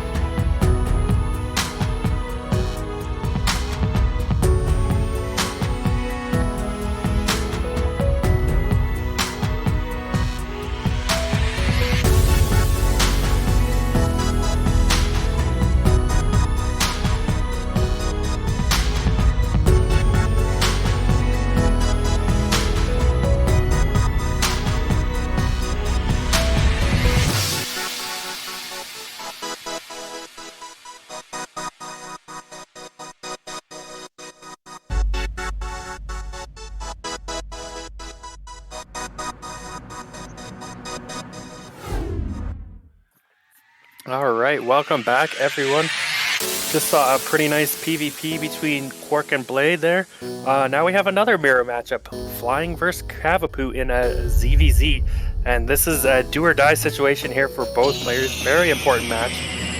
The loser of this, of course, will be eliminated from the tournament. The winner will advance to the next round, but the final match is still going to be a very important match for both of our players here, no matter who advances. Looking at the player stats, we had very similar MMRs from both players here. So this could go either way. Of course, being a ZVZ, you gotta say it could probably go either way as well. A lot of build orders where it's like, okay, someone's got an advantage in tech or, link speed or larva or something. Very low eco game, generally, but we'll see what our players have in store. I think we're about ready here to jump into the game. First map, of course, is going to be on a Monopoly here. 3-player map, so there's potential for some racial imbalance. But let's do it. Let's jump into the game. All right, in the bottom here, in the navy blue, it is Flying. And in the top left, in the teal, it is Cavapoo. So, I don't know, I think I would, based on how the other games that I might favor Cavapoo here slightly, but again, once again, it is ZVZ, anything can really happen here. We're going to have to keep an eye out for what kind of advantages these players get early on. Who wants to be the aggressor here? Does someone want to go for maybe that defensive 12 hatch with spores and stuff to defend it faster mutas? We'll have to see now. First thing I'm noticing here, Cavapoo is banking up some minerals, so yeah, he is going to go ahead and throw down that 9 pool. He's also sending his Overlord in the correct direction to scout his opponent here first. So he will be able to get that scouting advantage and have the faster lanes. Well, now we'll see what build Flying wants to go for. Okay, looks like he also went for is that an overpool? Yeah. Okay, this isn't something you see super often, I would say, in ZVZ. I've definitely seen it before, but not as often as like the main other 3 or 4 main builds are. But this is gonna be over gas. I think we saw, maybe was it him that we saw do this in a ZVP earlier as well.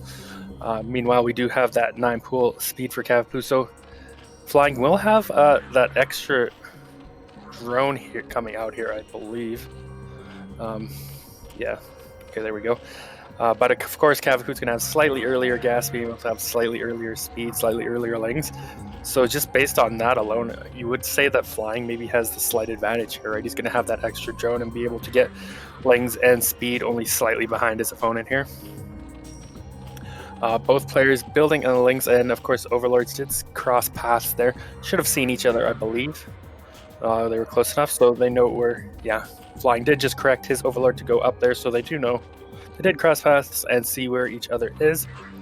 Cavapoo, is he sending his links in the wrong direction? Now that's interesting. Surely he saw I guess he missed the Overlord of Flying, even though Flying saw the Overlord of Cavapoo. Either that or he's trying to go around the vision here. No, he's still just heading towards that base. Okay, now finally turning around that his Overlord sees the creep. So maybe a bit of a mistake here. Lings are actually going to miss each other if he continues to go in. Okay, he's going to pull that back. Flying had his Lings out in position to intercept Lings coming down from Cavapoo. So there was a chance that they could have just straight up missed each other and gone around each other here. But Cavapoo is going to bring his Lings back now, realizing that Flying has, Lings out as well and everything. Now this is twice we've seen Cavapoo make these little mistakes early on in the game where he sent Lings in the wrong direction or something. Once in the PVZ, now here in the ZVZ. So maybe something that could be easily cleaned up from him. Meanwhile, we do have Spire being thrown down pretty much instantly here for Flying, and only a second here behind for Cavapoo. So for all intents and purposes here, pretty much the same build, although I do see Cavapoo is actually up a drone here now. So during that, Cavapoo managed to sneak in a couple extra drones, despite Flying having that earlier extra drone. Now, Lings being produced continuously on both sides here. Looks like Flying maybe wants to be the aggressor. I don't think he's going to be able to get anything done up a ramp here with very similar amounts of Lings. So now you got to say maybe the advantage slips slightly into Cavapoo's favor here. He's got a little bit extra gas, and he's got the extra drone mining. So, oh, and one drone here can make a difference, but we'll see how the engage goes with the Lings. He's going to try and bust up here. First trade goes slightly in Cavapoo's favor. Can he break up here? Oh, Ling's kind of bugging out there a little bit for Cavapoo, but he does bring him back here. Now a little bit more surface area for flying because of that. But it looks like Cavapoo's still managing to take that fight quite convincingly here. Though, in saying that, a few more Lings come back. Just going to hold the bottom of the ramp, kind of contain Cavapoo in here so he can't come out if he wanted to try and do some counter-harassment damage himself. But trades went in his favor. You can see now in the supplies he's ahead. Well, he was ahead for supply until those Mutalisks started. But we'll have the Mutalisks starting here on Cavapoo's side as well. So no one's really going to have that air or ground advantage. Very similar situation builds. Like even look at this, 4 Lings versus 4 Lings here. And in a situation like this where everything just looks pretty much dead even, it can come, a lot of times it'll come down either to control or the fact that Cavapoo has had this extra drone mining for so much longer. If it comes down to that, like that could be the deciding kind of factor here. If all things stay even now. Overlord going to be picked off here or killed from Cavapoo, whereas the first Mutas are flying across. Now, they could get caught out of position here if he doesn't bring them back over his drones. No, it looks like flying just going to turn his Mutas around, realizing he's not going to be able to get in there and pick off a drone in time. So another little advantage here for Cavapoo in that situation. But flying now does have his next hatchery starting. He's taking an expansion here. And if he can get that up and mining, all of a sudden he's going to be able to get a big gas advantage over Cavapoo and be able to make more Mutalisks and then win the air fight that way. So we'll see what Cavapoo has to deal with this if he wants to go for maybe an attack or take his own expansion. I expect to see him take it soon, and as I say that, it does look like he sent a drone probably down there. Yeah, it started right away. Losing an Overlord of his own, so flying kind of evening that, but hold on, here we got an army. A little bit of an engage here. Micro coming up from Cavapoo, not really any micro here from flying. So Cavapoo is going to come on top. He did even have that extra Mutalisk, picking up the Scourge nicely, so this could very easily snowball here. Let's see the moving shot. Where is it? Yeah, Cavapoo has that moving shot, picking up another Muta. That one has 1 HP. This could very easily just snowball right here. This could be game, right? Losing all of those extra Mutalisks for almost nothing. Here come the Scourge now. As long as Cavapoo can avoid getting hit from these and kill them off, he should be able to win this fight and win this game, I feel like. A couple do go down, but there's still more than enough Mutas left. Oh, another one gets picked up, but still 6 Mutas here. No Mutas. Flying needs to rely on some lucky or some good Scourge hits here if he wants to stay in this game, but Cavapoo doing a nice job microing those down, and I think he's just going to be able to take the game here. He's picking off all the drones here from flying. And what can flying do to defend this? This is going to, looks like a quick, potentially quick one. Oh, here, it looks like he is sending a group of Lings across the map to see if he can't get some counter damage done, but I don't think he's going to be able to with Lings on the ramp from Cavapoo. He's just going to kill every single drone here. There's nothing, he can't even make Mutalisks, he can only make like another pair of Scourge here. Lings are trading at the ramp, and yeah, that's going to be it. All right, GG is called, and Cavapoo takes the first game here.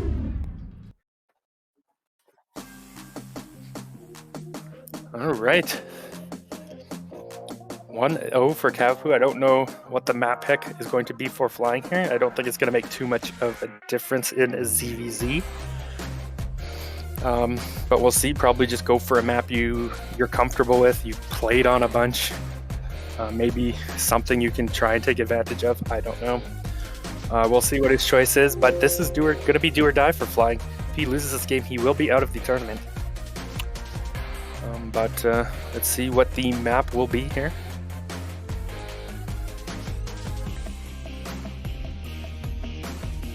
Okay, I just told it's going to be Longinus. 3-player map here once again. Maybe flying comfortable playing that risk or that scouting risk. He's like, okay, Cavapoo got the lucky scout in the first 3-player map. I'll do it in this 3-player map. Low ground, maybe the natural is also a little bit closer to your main. So maybe there's a potential like 12 hatch is a little bit safer because you can reinforce it quicker. Or if you want to go early, heavier Lings, you can get in a little bit easier because there's no ramp. So we'll see if something like that comes into play here from either one of these players. It looks like the score might be the wrong way, but it is indeed 1-0 for Cavapoo, not flying here. But yeah, here we go. Longinus, game number 2. Cavapoo needs to win this to move on or to the next round, or if flying loses, he's out. It was Cavapoo, I believe. Right? Am I wrong? I don't know.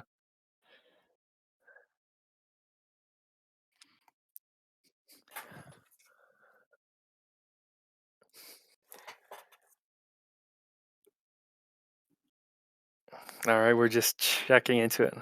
I don't know. I guess we're gonna have to check the replay on that one.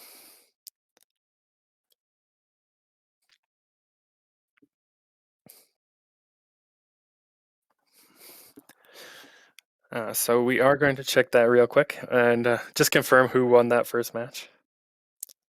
And then we will jump into our game on Longinus here.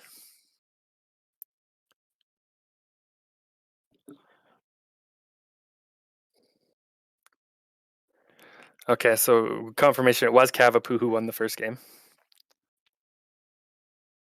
So yeah, indeed it is 1-0 Cavapoo, and we will be jumping into game number 2 here on Longinus. So this would have been Flying Spick.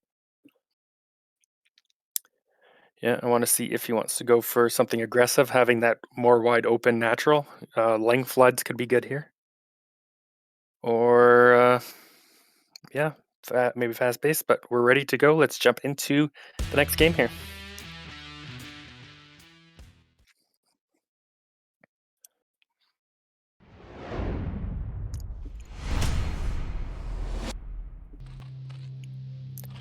All right, spawning in the 3 o'clock position on the right here, it is our yellow Zerg, do or die, flying.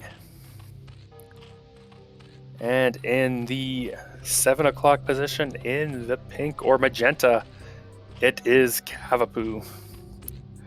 All right, so Cavapoo does have an extra game here that if he loses this one, he's not necessarily out, so maybe he can try something. I don't know what there is to necessarily try here in ZVZ. Being low economy game in general, a few different options you can open here. Does he just go for the same thing we went for last game with the 9 pool? I mean, we saw him go for it, didn't really pay off for him.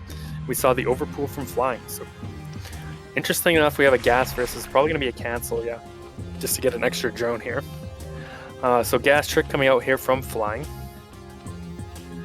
And it does look like we do have a pool from Cavapoo. So once again, going for that 9 pool, I believe. And 9 pool against gas trick. We'll see how this matches up. Going for that 9 pool gas here as well, 9 pool speed. So he's going to be able to get his speedlings out, or, you know, layer and mutatech out a little bit quicker if that's what he wants to go for. And flying, actually going for a faster hatchery here. Going for, I believe, 9 hatch after that gas trick, or not 10 hatch, I guess technically, right? Gas trick into 10 hatch. Interesting. I don't know if I've seen this. I mean, I've probably seen it, but not very often, right? So flying, once again, bringing out different kinds of builds you don't normally see here. Now, Pool and Overlord finishing up here, so he's going to be able to make his 6 lings and start going across the map. How is the timing going to work for this? The Pool's still not quite halfway done here. We'll see if Cavapoo can find maybe a little opening to get some damage done. The fact that there is a wider opening here is going to mean it's going to be harder to block lings from going in and out of your main base, right? So I kind of like the strategy from Cavapoo to go for quick lings, knowing that this is a potential, right? Like, you don't have that tight ramp, you can kind of block in. So yeah, look at this. Once again, though, his lings going the wrong way. This is the 3rd time we've actually seen his lings going in the incorrect direction today in this group. So now he is sending them in the correct direction, but did this buy enough time here for flying? It looks like it probably did. Lings are going to be hatched here. He's going to be able to get a couple hits on this hatchery, but I don't think he should be able to kill it, especially if flying brings a couple of drones to help defend. Yeah, he's going to have 8 lings. It looks like more lings are continuing to stream across here from Cavapoo, but we'll see here. Ling's about to hatch, a couple of drones coming down here. Could this have been... Yeah, could that have been the few seconds he needed to stay this hatchery? With the drones here, he can't really engage until he has a few more lings. As long as flying continues to produce Zerglings here, he should be perfectly fine. And he's going to have that extra hatchery to get that gas. But the fact is, well, we'll see. Hold on a second here. He does pick off a couple of lings here for free. That's always a nice win. So maybe he can actually snowball this here. Oh, almost getting that drone. You don't want to be losing free units here. There's still a little bit of a control and micro fight here. Bringing in even an extra drone. Really taking this seriously. You got to be careful. You can't even make links. Oh, almost getting another drone picked off. So in the end, he should be able to hold this, but he does have to be careful. We do have speed now as well for Cavapoo.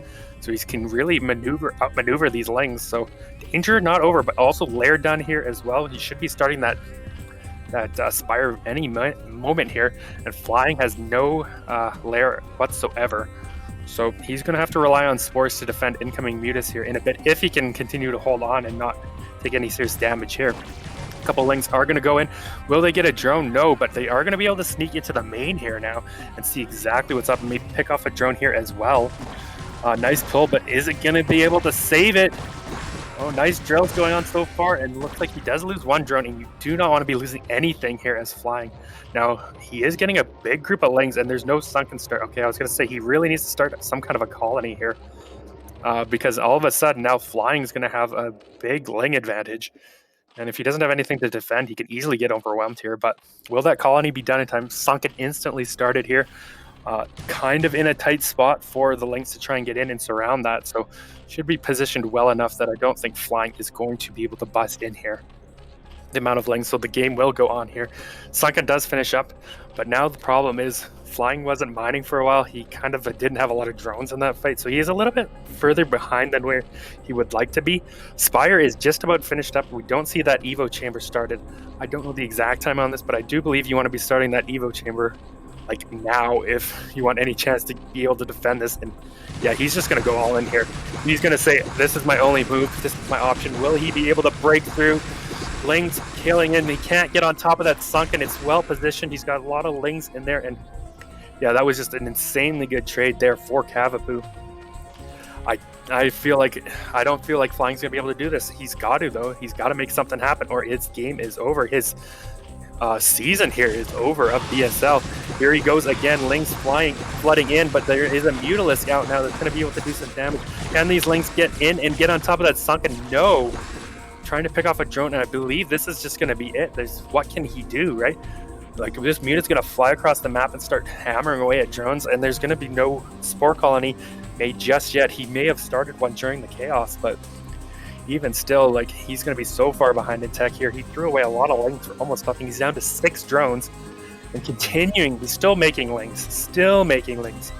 So he is all in completely. And yeah, Cavapoo realizing that he's throwing down a second sunken, knowing this is all he has to do. Okay, Spore is coming up now in the main base, but it's not going to be enough. You can't blame him for wanting to stay here in this game. I mean, it's tournament life is on the line. He's got to give it everything he can to try and win this game.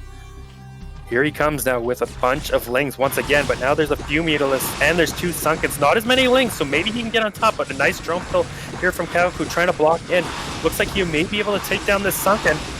Maybe, no. Sunken still lives. That second sunken, very well helpful. And GG is called. Flying is eliminated from this season of BSL here, or at least from this tournament. And Cavapoo moves on 2-0 to the final match. So far, we've had only 2 zeros, and this is going to be a rematch of our second PVZ of the night. Cavapoo against Blade once again. And I am a bit worried for Cavapoo. Like, seeing those first 2 games, Blade did look like he was the stronger player in those games. Cavapoo did try a couple aggressive things. Maybe he can make something happen here. But going into it, I do have to give a little bit of advantage to Blade here. Now, both of these players will still be moving on in the tournament, but this is still a very important match. The winner of this match will get to play in the winner's bracket of the upcoming tournament, whereas the loser moves down to the loser's bracket, which means they already start at an 0-1 disadvantage. One more loss in that tournament, they will be out. So definitely want to win this game. Definitely a lot on the line here. We'll see who can take it down. One more best of 3. Let's check what map. I'm not sure what map we're starting off on here, but I'm sure we'll find out here momentarily.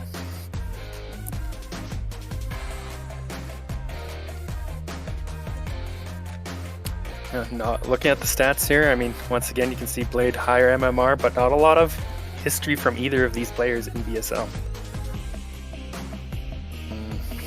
And we did see this match once before. Can Cavapoo bring something back and take it down? Let's find out. Alright, the map will be Vermeer. It does look like Zerg has a slight winning record here, but not a ton of games. So maybe that can work in Cavapoo's advantage. Big 4-player map, nice standard map, and I think we're ready to jump into the last series of the night here.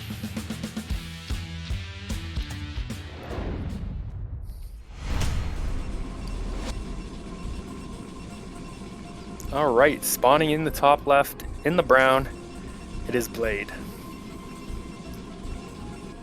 And in the top right, in the magenta, Cavapoo.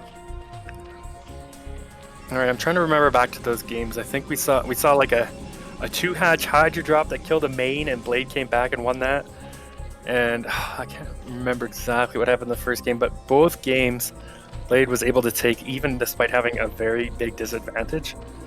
So, like I said, I am a bit worried for him, but maybe, I mean, Cavapoo's shown he can mix it up here. All he has to do is catch Blade off guard or pull out something pretty amazing or something, right? And he catch Blade off guard, bust him down, and see what he can do now. So far, we saw Blade going for gateway openings in the other games. This time, he's scouting right after pylon, so this usually is more of a nod towards going for a forage first. We'll see if he goes for that. It could be a difference of, you know, this is a big map he wants to go, or he's like, I went gate first every game against him this time, so he's going to be expecting gate. Now I'll go forage. He can also potentially go Nexus first, especially if he scouts like a hatch first opening here from Cavapoo. But unfortunately for him, he did scout in the wrong direction to find that, so he's not going to be able to make a reactionary fast Nexus. And instead, I imagine we'll see him throw down this forage here, and there it is. And double scout here now. Because Cavapoo did go for this hatch first, there's still the option for Blade here to go for a cannon rush. If he wants, when he scouts this. We'll see if he does choose to go for that. Of course, Cavapoo will know this is a potential possibility here. Now let's watch the probe, especially if he can get in behind that hatcher without it noticing. Okay, he will have seen the probe at least. But now, does he go for some kind of a cannon? Or is he just going to say, okay, I see what you got. I'm going to go ahead and get my Nexus up and don't need to get a cannon that early. So he can continue on with this tech tree. It looks like that's probably going to be the choice here. So just going to try and get some harassment done. See if he can't interrupt the mining a little bit. Maybe kill a drone or something. If he can, and continue on with his build. Yeah, going for that Nexus and building probes. Smartly not getting his cannon yet, knowing he doesn't need it. So I'd like to see him get, you know, some additional tech here before his cannon even throwing up that gateway. Looks like he will do exactly that. So nice little adjustments here to what he has scouted. And Cavapoo will come in and see, okay, this is a forage first opening. No, there's no real danger of zealots on the way here. Yeah, and only making a pair of lings here. Just knowing, okay, there's no zealots, I don't have to make all these extra lings. I can continue on faster with my build here. So a couple more drones popping out now. Where do we go from here? So far, both players playing differently than we saw the first time, right? We always saw Blade going for that zealot first or that gateway first, and Cavapoo doing something aggressive. So a little bit more normal opening. Maybe Cavapoo plays a little bit more of a standard normal type game. We'll see. Yeah, it looks like he is getting ready to take that third hatch. Gas also coming down here. Blade will be able to confirm that third hatch, so nice little scout for him there. Always nice when you know exactly where and when that hatchery comes down. So he'll be perfectly comfortable. Hopefully he can get that probe back in. Ideally, you will be able to continue to scout Zerg until at least length speed is done. Yes, so look, we'll see where he wants to go from here now. First 100 gas most likely will be going towards that lair, but he does have a drone on the ramp, or did have a drone on the ramp to potentially block that scouting here. Cybercore already almost done here for Blade, so if Cavapoo is going for that lair, it is a bit late comparatively. Yeah, he is going for that lair. So Blade's tech advantage, or slight tech advantage, having that core quite a bit quicker than this 3 hatch. Or I think maybe Cavapoo's gas was slightly later than you might normally see. and that could be the difference there. Now he will continue to scout around, getting all the information he needs. Always nice. We do have a zealot coming across here. Yeah, there was nothing in front of Blade's base to kind of see this, so this zealot could potentially get some kind of a kill somewhere, because there's still only 2 lings out here on the map. Gonna come towards this third base. This is probably gonna trigger at least a few more links to be made here from Cavapoo. Just gonna be a little bit annoying. It's not gonna affect him too much, other than the fact that maybe he can pick off a drone and force a couple of lings. So yeah, force that drone to run home. Even another zealot coming across, so he is gonna commit a little bit to this, seeing the lack of links coming up from Cavapoo, saying, I think you're being a little bit too greedy. I'm gonna send these zealots across to kind of punish your greed. Probe almost kills a drone there, but not quite. Zealot coming into the mineral line here is gonna get a little bit trapped, but finds a nice spot behind that mineral to try and trade as efficiently as he can against those lings. More zealots streaming across, it looks like here. So gonna have to take this a little bit seriously as Cavapoo. You don't want to let this snowball out of control. Okay, he does pick off one of the zealots. Another zealot backing off. It looks like he must have killed another one. 2 zealots down. Here comes the other zealot. Never mind. So only 1 zealot down. He's gonna get into the main here. Besides being annoying, this is also getting nice scouting information here for Blade, so he knows exactly what he's facing, right? And you can see he looks like he even skipped Stargate there, so he's gonna rely on a lot of heavy zealots here. We'll see if Cavapoo catches wind of this. He does have that Spire, so option to make mutas is there. He's not going to be able to make a ton of mutalists because he never took that second gas in time to do so, but he can still make out, he'll still be able to get like 4 or 5 mutalists out here to help defend if he would like to. Certainly an option here, but this harass is actually being quite annoying, right? Killing a few lings. It's not killing a ton of drones or anything, but it is forcing lost mining time, forces more lings to be made, and allows all the scouting Blade wants. He does have to be careful if at any point this gets to 6 kills on this zealot. Wow. If at some point it gets to the point where he's not trading efficiently enough, that's a spot where Zerg can take advantage. But so far these zealots are still, trading well enough that he can keep doing this. This looks kind of funny, but he's still just continuing to send these zealots across the map. And now speed is done and +1 is done. So all of a sudden these zealots are going to start trading really efficiently here. Going to be able to 2-shot those lings. So I hope Cavapoo has a couple of mutas and some more lings or something on the way, because this is going to start being very dangerous here now. Yeah, more zealots coming across. This could actually snowball into a win here potentially. Poor Blade, yeah, look, forcing a couple of sunken colonies. So will this be done in time? Will it be enough? I think it will be, but not before the damage is done. He's even going to pick off the Spire. Oh no, this is not what you want to see here as Cavapoo.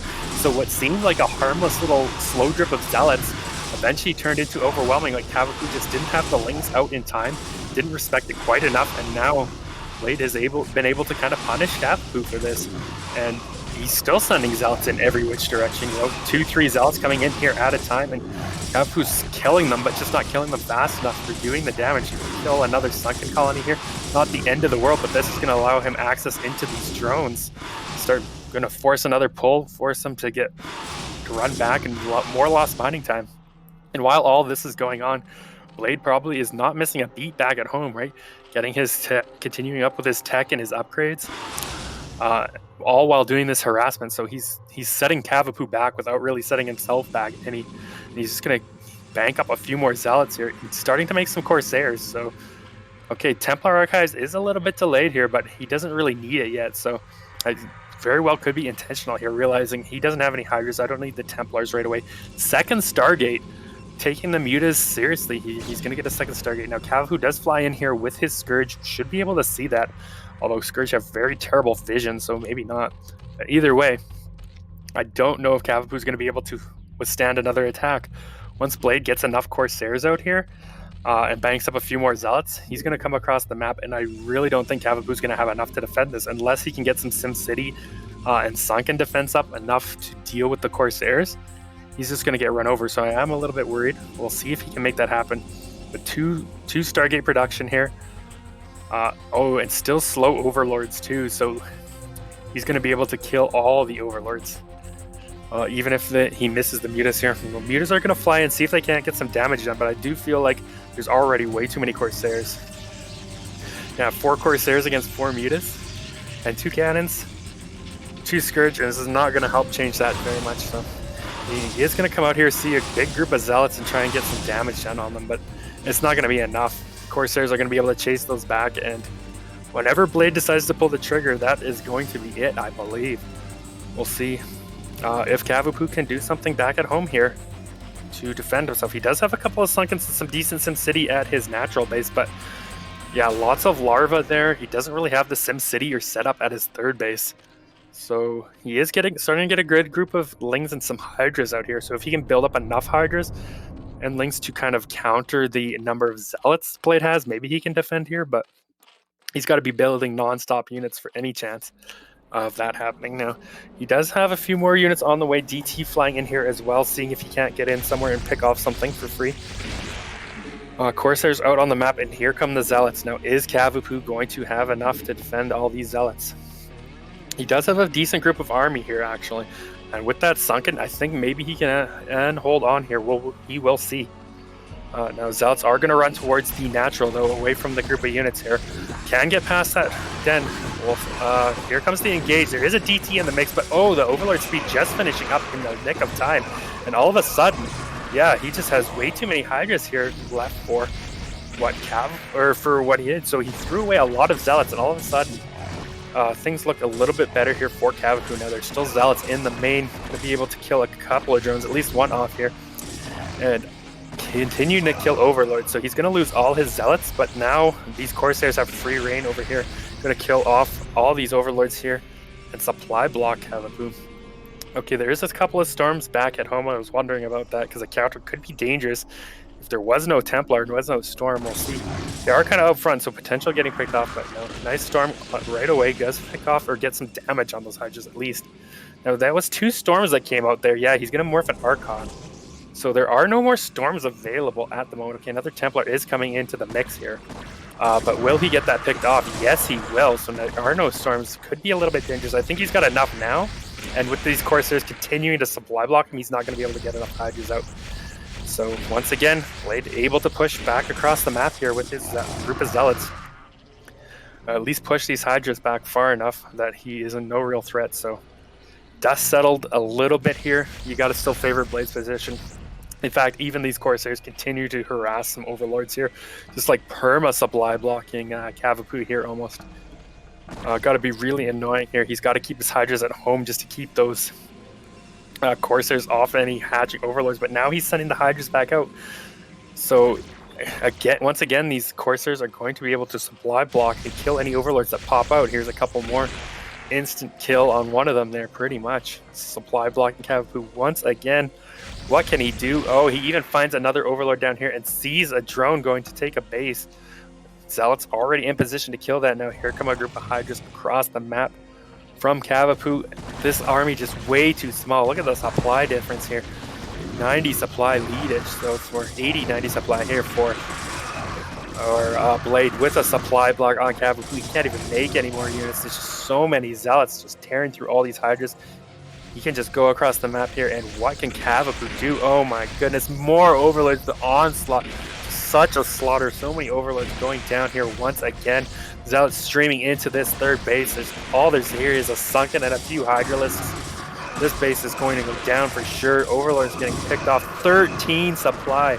55 out of 13. There's only one Overlord left on the map, and yeah, GG is called. Another very convincing win here from Blade, and Cavapoo falls down. Blade takes the first game.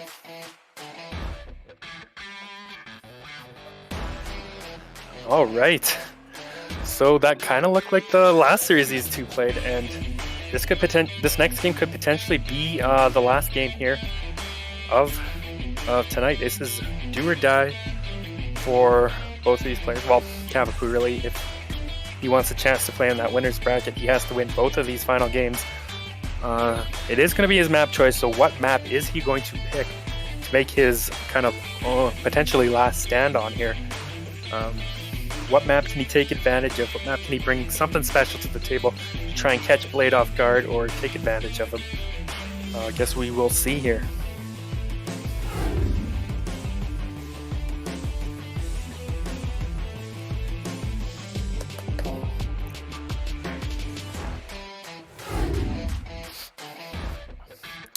Got the stats up here once again. Yeah, seeing that 200 MMR difference.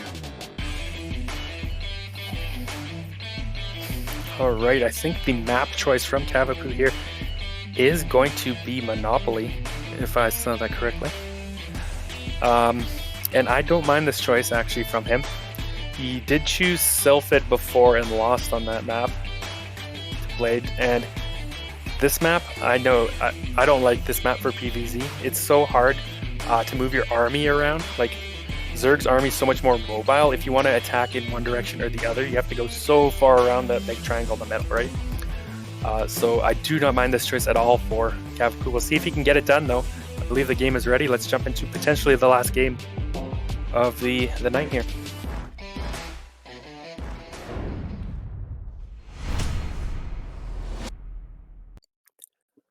All right, spawning in the bottom left in the magenta, it is Cavapoo.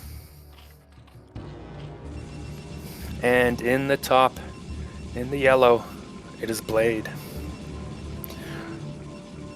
All right, so just, yeah, to continue on what I was saying there, this map, 3-player map, triangular map. Looks like Overlord going in the wrong direction there for Cavapoo, unfortunately for him. Yeah, like I was saying, this map, you have to go so far around the map that it really favors the army that's more mobile.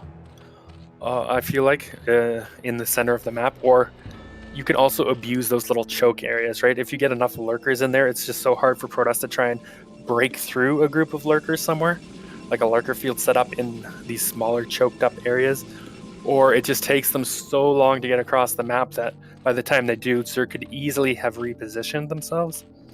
So we'll see how Blade wants to approach this. Maybe he's got something he can do to try and end the game before it gets to a situation like that. Or if Cavapoo even wants to take advantage of these features. Like, does he want to set up some kind of lurker field, contain, and play for the long game here? Or does he have something maybe a little bit more aggressive in mind? We have seen he's definitely been an aggressive player, but last game he did open 12 hatch, and it looks like he's going to do the same again here. So 12 hatch, but the difference being this time Blade is once again going back to that gateway opening. Hatch comes down. We'll see if he can put on some nice pressure here to Cavapoo with that. I did not notice if that was a 9 gate or 10 gate, but it's not a huge difference in either event. Looks like probably was a 9 gate, but it was, the biggest difference is with the 9 gate and you're going 12 hatch. You can get the Zealot into Zerg mineral line here before those first lings come out. That's the biggest difference, I would say. So we'll see here how this goes. Drone is going to get up here and confirm that there is a gateway. First Zealot spawning out, and Blade will be happy to see, okay, this is 12 hatch, so he's probably going to send that Zealot across, see if he can't pick off a drone here or two before Cavapoo can defend it. Meanwhile, will he make any more Zealots? Looks like he's banking up for that Nexus, so he's just going to build that one Zealot and then go ahead and throw down his Nexus here. So not going to be a hard commit, he's just going to do a little bit of harass with that one and then get his expansion up. And yeah, Pool finishing up here, but as the Zealot comes in, he should be able to get in. Yeah, Cavapoo doing a pretty nice job trying to slow this Zealot down as much as he can, just to buy his lings some time, and that's kind of what you want to do as a Zerg when you're going for this 12 hatch opening, if you can, to buy time for those lings, right? If he did not buy that time, you can see that Zealot would already be on top of those drones, killing them off here. But having bought that time, Blade is actually just going to turn around with the Zealot now, realizing, okay, I'm not going to be able to kill a drone, and he's going to have a bunch of lings hatching, so I'm just going to send it home. So pretty nice heads-up play here. Got his Nexus out really quickly here. Got his forage up, so he's going to be able to throw down a cannon, even getting his core up here, so quite an early core. Get his cannon, he's going to have a couple Zealots out, and by the time these lings get across, he should have enough to block his choke here and get that cannon finished up shortly after. If the lings even come across, once again, we do see they're going to just all chase this kind of probe around, try and keep it from getting in, which just, of course, buys Blade all the time he needs to get his cannon up. And going to feel no pressure here from the lings whatsoever. So going to be pretty happy with his position, how this opening has turned out for him. Both players probably feeling fairly comfortable. Cavapoo maybe a few too many lings, a few more than he would like to have had. But he didn't, of course, didn't know if zealots were still coming his way. Now, what will Cavapoo's follow-up be? If he can prevent this, okay, he has started the lair, but if he can prevent this probe from ever getting back in, definitely throws a little bit of a question mark in there for Blade. Not exactly sure what he's up against. But of course, being against a lair standard opening here from Zerg, he's probably going to feel quite comfortable, quite happy with that fact, knowing there's not going to be a bunch of Hydras or anything, a bunch of Lings on the way anytime soon here. Probe will almost get, okay, it does get picked off. Nice little micro there by Cavapoo to pick off that probe, deny any potential further scouting here from Blade. Now he's going to send those Lings across and get in front of the base. And actually, I noticed Blade had delayed his second zealot for quite a bit. Realizing, you know, the Lings weren't going to come to his base and were chasing the probe, he delayed it for that faster core. So I like all the little cuts and little micro plays that Blade is doing here to take advantage of everything he can that he's seeing from Cavapoo. Yeah, so now this is actually shaping up to be what I would say most standard looking game so far between these two. Now we do have +1 started from Blade, +1 air weapons, so that does suggest to me he will be committing to more than, you know, 2 or 3 Corsairs, a more heavy Corsair style.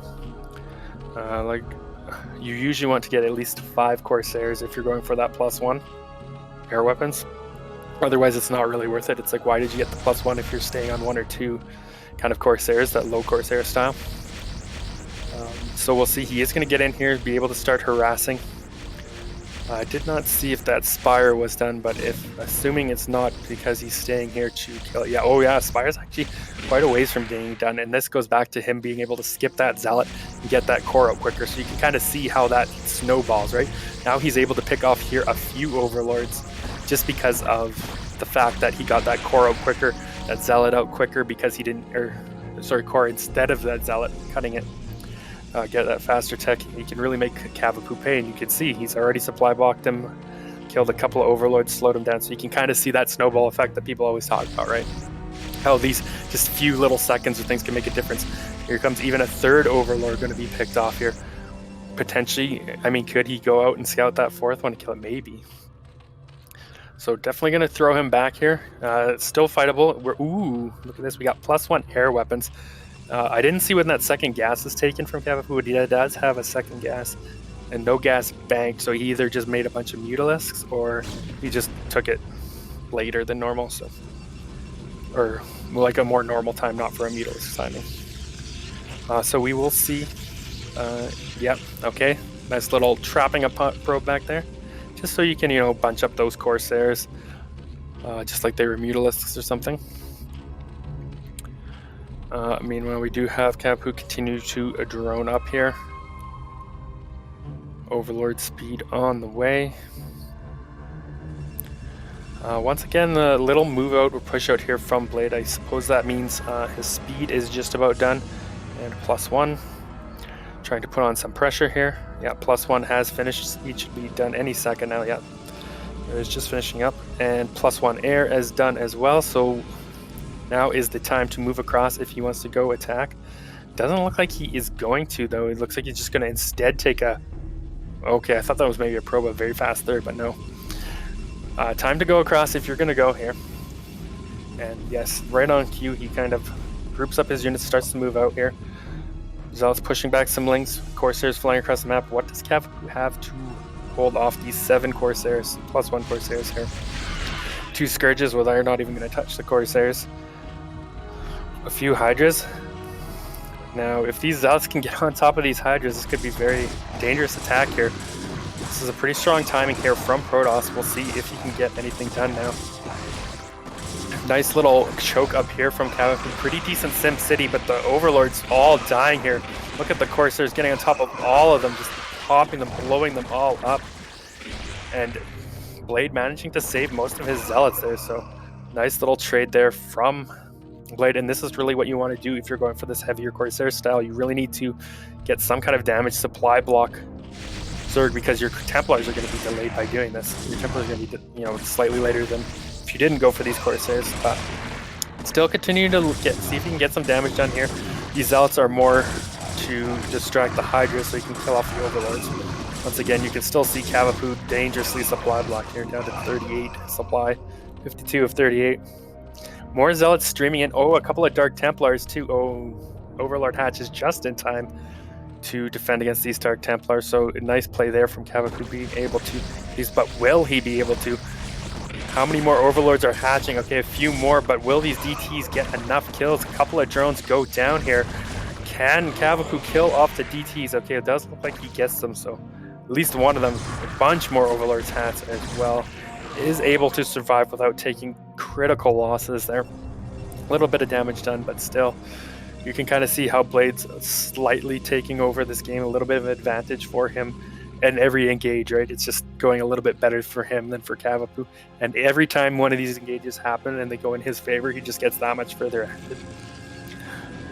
Yeah, we can see Robo finishing up here now, so he'll be able to get some observers out shortly. Third base started here pretty much right at 10 minutes for Blade, adding on a bunch of gateways here, going up to, it looks like 7 gates. He's going to be able to get into a position he really wants, and Cavapoo doesn't have much to counter him because of the supply block. Now, here come a bunch of Hydras. Are there any Templars out here? This is one way that Protoss can be punished, is if they don't have enough Templars against like a massive group of Hydras. But honestly, there's not enough Hydras here to even deal with this. Like, and all these Overlords going to go down here once again. This is going from bad to worse here for Cavapoo. Supply blocked again. All these Zealots getting on top of these Hydras, pushing it back. Here come a couple of Scourges, but I don't know if that's going to be enough here. Does manage to pick off one of the Corsairs, but another one flies in, and another one does go down, but there's still so many Corsairs here. So many Zealots here as well. Now Cavapoo, as just pointed out, is actually ahead in workers, but can he make this count? He's just got nothing really going for him. He's still holding off these attacks, I guess, which is a little bit of a win here, but he's taking damage. And Blade isn't being too careless. He's not overcommitting anywhere, which is what you really want to see from Protoss. A lot of times you might see Protoss overcommit with, speed Zealots somewhere, and then all of a sudden they're open to some kind of a counter attack because they don't have the Zealots to hold back or defend at home. But Blade doing a good job, not losing those Zealots, being able to get his third base here already up and mining.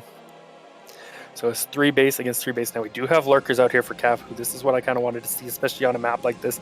Get those lurkers up, kind of take advantage of some of these narrow locations if you can. We'll see if he can make this pay off. But look at all these Zealots and Templars. And Corsairs once again pushing Cavapoo back. He's doing a good job fighting for what he can, but it just feels like Blade is that much further ahead every time. A bunch of Hydras going down here once again and not really losing anything on Blade's side. I think he lost maybe 1 Zealot for a control group of Hydras, maybe. Corsairs flying in here once more, killing off a couple of Overlords. All right, now lurkers are on the field. No observer with this army. There is an observer out on the map, but could those be hold position lurkers? You don't see it as often against Protoss, but the way they're sitting and bunched up kind of makes me think maybe. I feel like you'd want to spread them more if they were not, right? Okay, maybe he just burrowed them quickly because he knew the army was there. Now he is going to move them up and see if he can get some kind of a contain set up here. Looks like that is his plan, or that is the play here. If he can get away with it. 5 lurkers isn't a ton. He's definitely going to need to reinforce this, but if he can catch Protoss kind of back in his base or out of positions, could maybe get something done.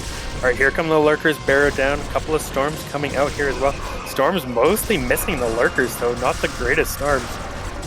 Pretty bad storms, actually, here, but I still wonder if this is just too much Protoss now. Most of those lurkers come down. Goon's getting stuck up in the main here, so that's working here for Cavapoo in his favor. Oh, picking off one of his own Overlords. I don't think that's what you want to see.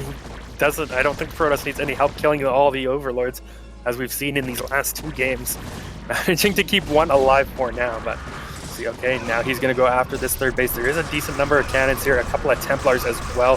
One of them gets instantly turned into an Archon. No storms available in these Templars. That's a bit unfortunate, but half of Cavapoo's army is behind. Here he comes now, killing all the units here. Can he break this base? That would be a big pickup for him if he can, but some of his army, a lot of his army wasn't really in the fight. He's bringing it forward here now, but he still might have too many Hydras. Can he get in there? He might be able to break him somewhere here. This is looking good for Cavapoo all of a sudden. He's jumping on top of these cannons. Can he break down this wall, or can he break the third base? More lurkers coming out. If nothing else, he can certainly get a contain here. This is actually looking really good here for Cavapoo at the moment. Has he done it? Will he be able to take this game off of Blade? Maybe. You can see he set up a fourth base behind this as well on the right side. Lurkers are getting up on top of this. Can he get... Oh, nothing. No Overlord here to pick up excuse me, that Observer.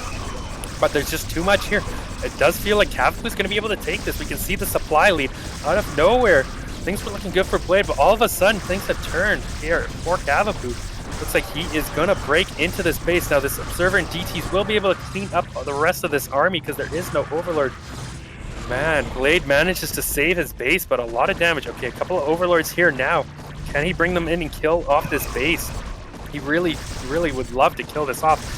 Big win for him. Okay, but he's losing a bunch more Overlords at home still. The harass continuing to go on for Blade while this is going on. Cavapoo does manage to take this base out.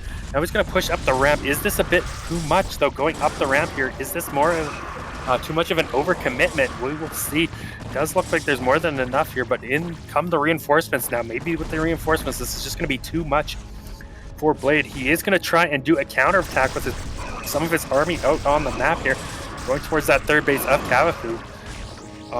Looks like he's going to be able to break in here. Drones are trying to block an Archon from getting on top of this. Sunken does not work, but drones even fighting Dragoons. He is going to run, but still the army pressing forward here for Cavapoo. Has he done it? This is kind of funny. We got two players taking a base here at that other main side. Cavapoo is sending a group of units over there, so he's going to be able to deny that, but still pushing up this ramp. He does get into the main base here of Protoss now. If he can get on top of the production, no more units will be able to come out, really. Oh, that was a bunch of drones going over there that probably scouted the base, but at the same time, Blade is killing this third base here of Cavapoo. Still that one Archon and 3 Dragoons causing a headache here. Who is going to come out on top? This is crazy. Kind of almost base tradey, I would say, except I do feel like Zerg can afford to lose this more than Protoss is losing here. Storm's going down. Blade trying desperately to hang on if he can. More Zealots coming out. Where are the obs to get on top of these lurkers? I don't see any observers. More Zealots going down. There must be an observer. Still 1-2 lurkers remaining. Almost killed off all of the units here from Cavapoo, but Cavapoo still pushing forward. Meanwhile, it looks like Cavapoo is probably going to lose this 3 base with that Archon and 3 goons here. So both players trading blows, but is this too much for Blade to handle? I don't know. We did see him come back from a crazy situation in that first series of these two, but this is a wild game here once again between these two. Unbelievable play here from both players, just non-stop. Cavapoo rallying up more Hydras still. You can see the stream of army coming up from the bottom here, non-stop. That's morphing lurkers inside the base saying, hey, this is my game, get out, I need this win. Has Cavapoo done it? He is ahead in supply. Will he force this game 3? Blade's still fighting. Now Blade has scouted the base on the right here. 3 o'clock position with a probe. Lurkers continue to hammer away here at the production. If he can kill off all the production, Blade will not be able to make units. He's going to be able to get that Templar Archive Storm coming down on top of the Hydras. Oh, is he going to start building cannons on top of the ramp? Cavapoo sending drones down, realizing that it's a base down there for Blade. There is also a Robo there, so maybe we'll see a situation where he got Reavers kind of blocking in these Zealots or also blocking out his Hydras. Zealots kind of fight. It's just non-stop action here from both players. I feel like Cavapoo's going to do this, but will Blade be able to hold on if he can get that bottom base up and Reavers out once again? We saw the magic. No. Okay, he will admit defeat. GG is called. Amazing. What a wild game. So Cavapoo, after, what was that, 4 games, finally able to take one off of Blade here, forcing a game 3 when it matters most. And now, this is exciting. Our first game 3 here in the decider match. And this is such an important game here for both of our players, right? Win and you go to the winner's bracket, lose and you go to the loser's bracket for the next phase of the tournament. So both players really want this win here. Map choice will be Blade's choice, so maybe a little bit of advantage there for him. He's also got the 3-1 lead overall in games played, so maybe still feeling a little bit comfortable, but he can't sleep on Cavapoo here now. He could still definitely lose this game.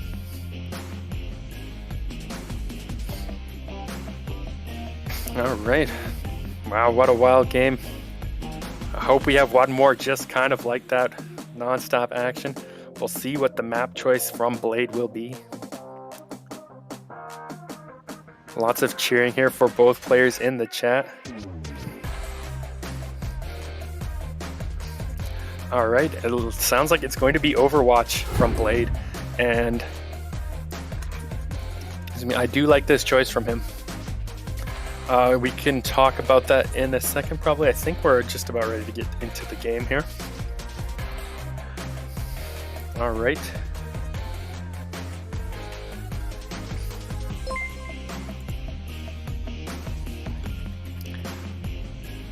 Let's do it. Let's see game number 3 here. There's Overwatch. You can see the stats actually favoring Zerg here slightly, but I still like this pick from Protoss. All right, let's jump into it and see who's gonna take it. Who do you think's gonna win this final game here? Let's do it.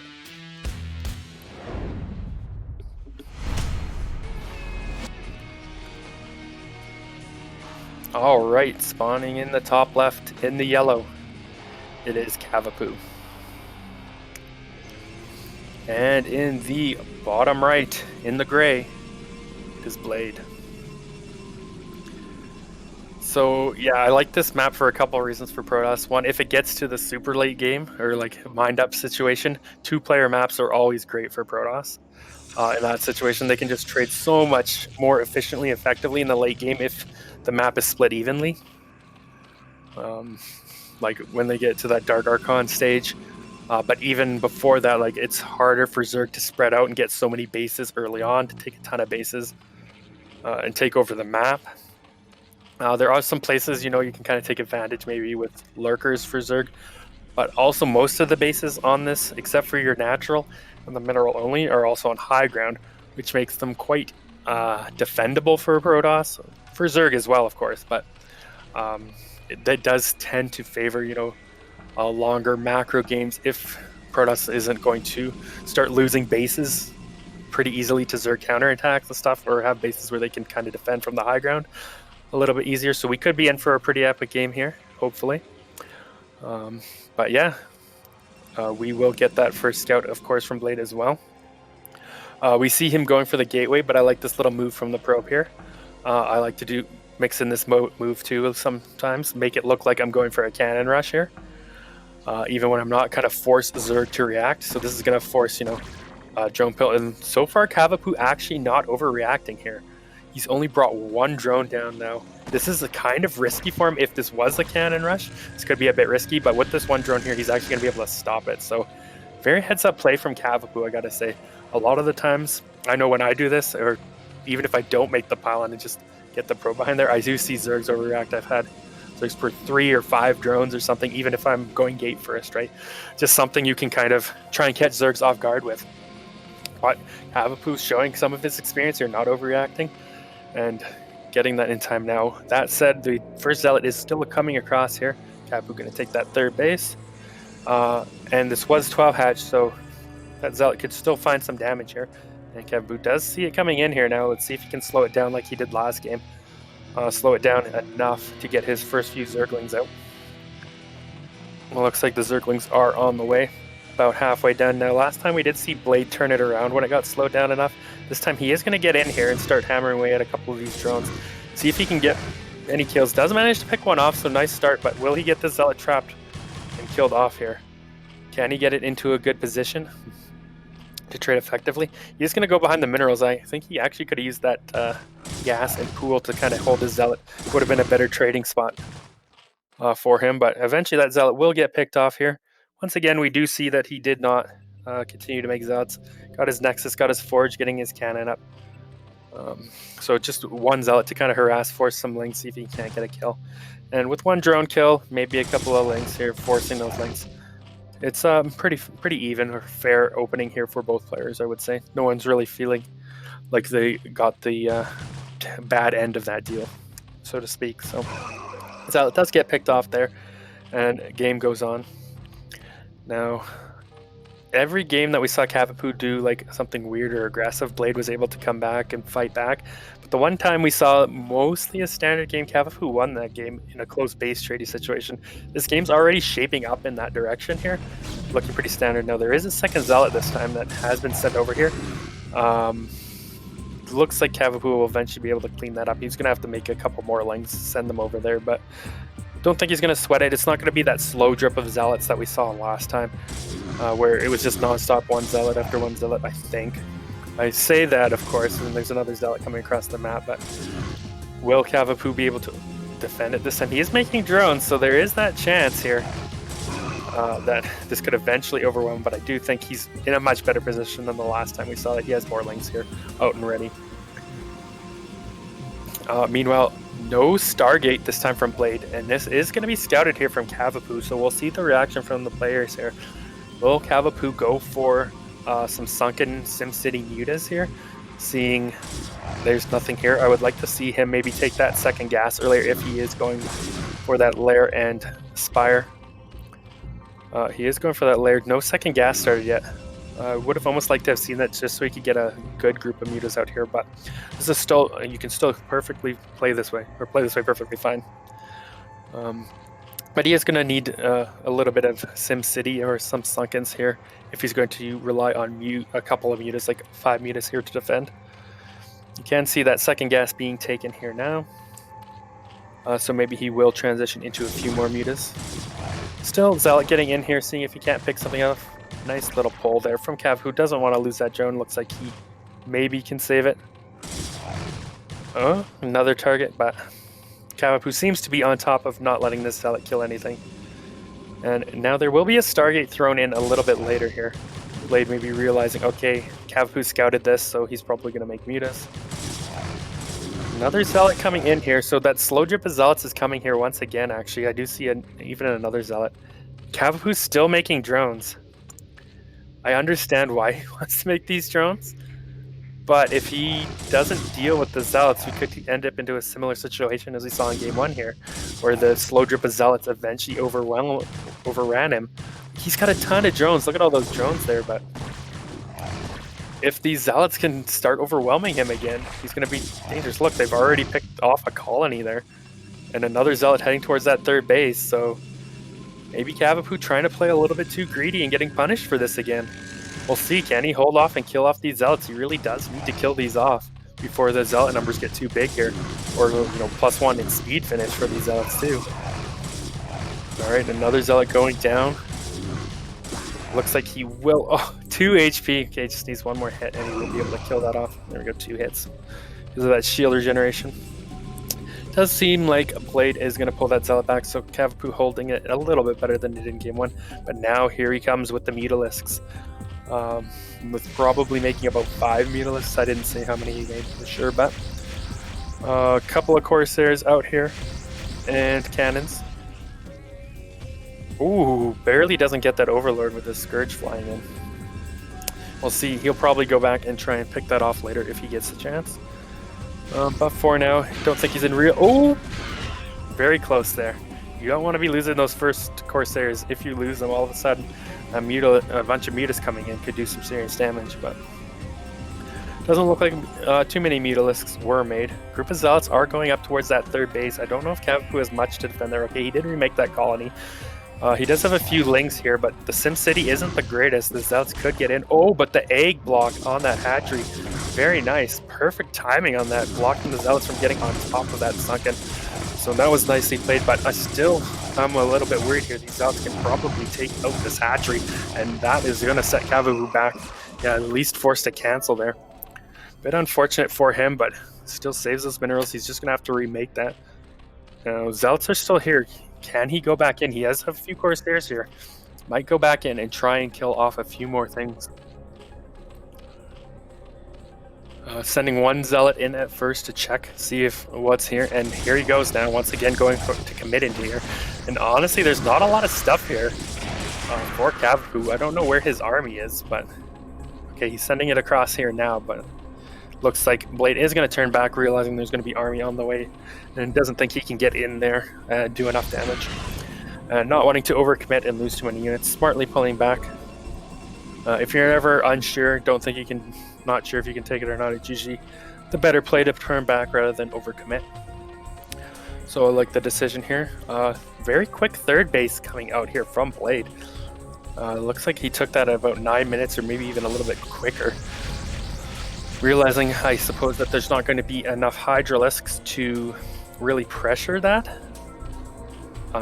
He's taking it, like, normally it's kind of a risk to take a base this early if you don't have Storm out, because Hydralisks can just come across and punish you, but maybe he felt like he did enough, there wasn't enough army that he can get away with this. We'll see. Cavapoo is moving across the map now. Maybe he can punish the fact that he went for a base a little bit earlier than you might normally see. Now, he even leads the Scourge into those cannons, so that does confirm the bases here, but a Dark Templar out on the map going to help slow this down or pick up a few units, but Cavapoo's going to go straight in towards the main or the natural here. Looks like he does hear that DT swipe and going to have to get turned around. Now he's kind of getting his army stuck here on the bridge a little bit, but that's actually not a bad place to fight if you're facing just a group of Zealots with some ranged units here. Of course, that DT is still going to just keep hammering away here until an Overlord comes in and cleans that up. Alright, well, more Overlords being produced here, more Hydras. And I still haven't seen any High Templars out for Blade. Okay, there is one there, so assuming that has Storm, he should probably be okay from any advances here from Cavapoo. Does get that third up, does get cannons up on top of that ramp, so it's going to be harder for Cavapoo to try and break up there if he wants to. 6 hatcheries out, production starting a 7th at the top right base. So already going for that 4th base here, transitioning into maybe a bit of a longer game here. Corsairs do catch an Overlord here out on the map. Nice little pick off for them there. And now you really don't want to be coming across this bridge, I feel like, because one Storm is going to be devastating. Yeah, Storm getting a ton of damage. Cavapoo actually managing to retreat out of there before losing a single Hydralisk to that Storm somehow, but definitely don't want to be attacking across a tiny little bridge like that with a clump group of Hydralisks. In come the Corsairs. A couple of them do get picked off, but they do pick a group of Overlords they can go after here.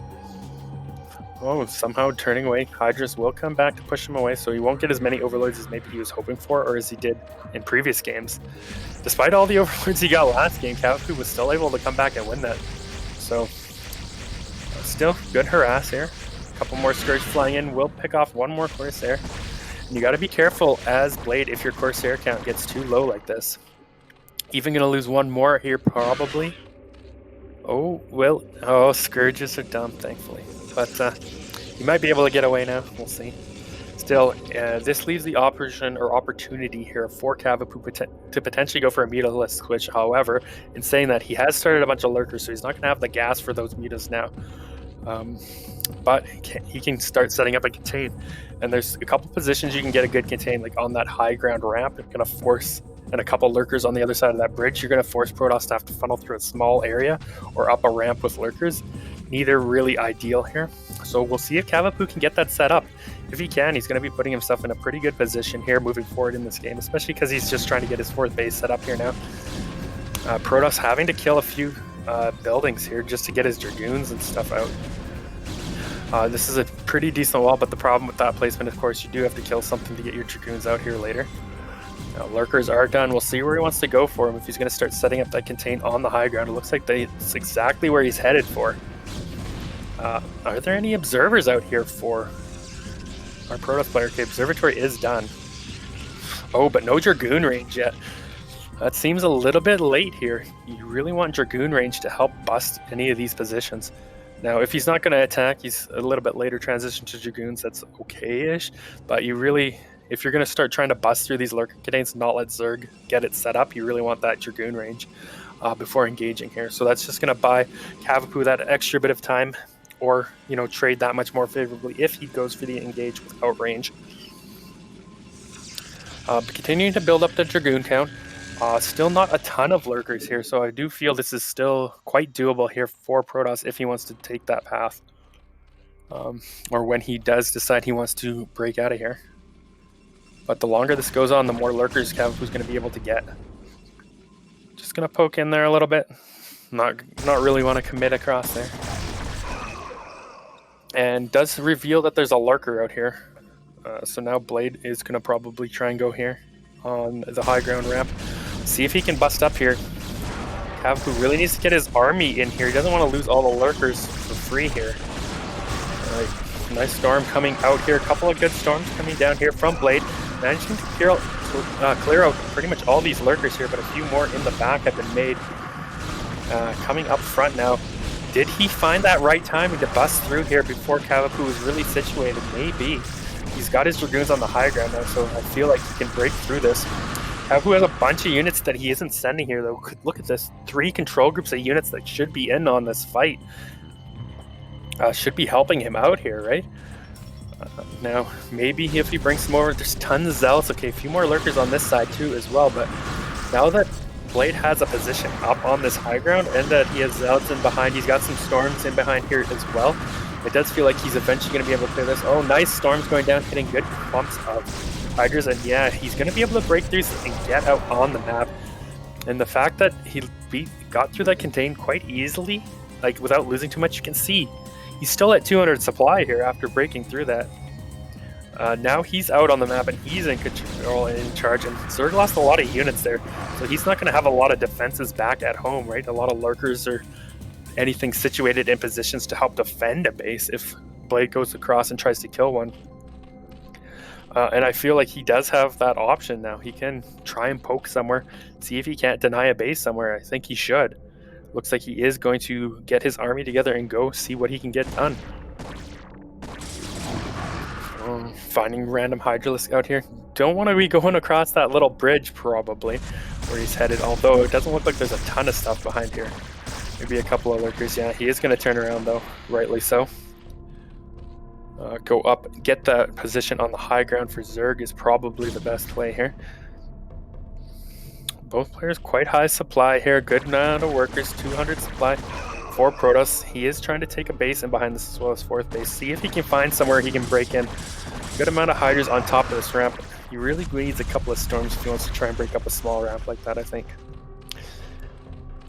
Yeah, so from here, if he can't break anywhere, from here the game plan for Protoss basically becomes don't let Zerg take any more bases. Now, if he can break somewhere, obviously that's ideal, that's what you want to do. But if not, then that is the play. Just get more bases yourself, don't like take any. But Zerg, it looks like he is going to counter bottom left here with the group units. Deny that new base here coming up here from Protoss. That's a nice move coming in. Here comes the big Protoss army now getting on Zerg's side of the map on the low ground here, kind of in between these two bases. And that's a tough spot for Zerg to deal with your army if you have to come down that small ramp or come up to the Protoss army. So it looks like Protoss maybe found a little bit of an opening. He can try and bust up here. He's losing a bunch of zealots though because some of his army isn't in the fight. One lurker going to be able to maybe cancel or clean up that base here. But where is the rest of the Protoss army? Oh, nice storm going down, catching some drones there, but a lot of his army. Oh, there's no observer. He lost all his observers. Oh, that's a feel bad moment for Protoss for sure. That's the price you can pay sometimes when you just don't have enough. If you only have 1 or 2 observers with that army, gets a little bit ahead or Zerg picks it off, all of a sudden you can't do anything further. So before where it was like 200 supply to like 130, 140, now it's 160. So Zerg trading more effectively there, trading about 20 supply up from where he was compared to Protoss. So not bad from him. A couple more like that would be good. Zerg sending some more units to try and finish off that bottom left. If he can get it, it's going to be a little bit of tougher position for Protoss. All of a sudden going to be stuck here on 3 bases, or rather only 1 mining base. As you can see, mined out of the main, mined out of the natural. This is a tough position for Protoss for sure. He really needs to be able to set up another base. Meanwhile, Cavapoo is taking a 5th base as well. Protoss not being able to deny any of these bases. This could get out of control. I know the supplies here look, pretty good for Protoss, but the map, the situation here is going more and more in Zerg's favor. I do have to say he's on 5 bases, or going to be on 5 bases, and Protoss is still on 3. He really, really does need to get another base, so if he can't make that extra base happen, it does feel like Zerg will eventually be able to just outpace him here. I would like to see maybe retry and take bottom left here while he pushes out. See if he can't deny a base somewhere. I don't know what base he can deny. Maybe 3 o'clock because it's not set up yet. There's no like sunkens or anything up there. Maybe just a few lurkers. Oh, okay. Protoss taking that base, but the Nexus may be a little bit farther away from the minerals than it could be. So even if he does get that base up now, it's not going to be the most efficient mining. Still, he does have a maxed army. He can still definitely get something done here. Very strong Protoss army out on the map, roaming around, catching a group of Hydras. Anything you can pick off, always going to be nice. You can, get a little bit of a supply advantage somewhere. Anytime you can get free units, always a win here. Now, I think Protoss is going to be able to get up here and kill off this freshly taken base. And this is very critical that Protoss does kill this base. If he lets Zerg get this base when he's still on 3 bases, then his days would be numbered. But he is going to be able to get up here and kill this. Where are the observers again, though? Okay, here comes one flying in now, but taking a lot of extra damage he really didn't need to take. So he will kill this base off. Will take some losses, but not the end of the world there for him. That is exactly what he needed. Zerg is going to try and counterattack here at the bottom left. There are some units and cannons in position, but there's a lot of units coming down here. Is there enough there? There's no storms. I really would have loved to see at least one Templar here for Protoss, but maybe he still has enough here, especially with those reinforcements flanking in from the back. I think he should have enough. Meanwhile, the main Protoss army still wandering in the middle of the map. Okay, probes being transferred just out of range of those lurkers here. Observer here as well. Looks like Protoss has learned and brought some observers to fight and will hold off that counterattack. So things starting to look a little bit better here for Protoss, managing to take out a base and keep a base for himself. This is going to switch into a 4-base situation. As long as Protoss has 2 mining bases here, they can continue to, fight on and pressure Zerg.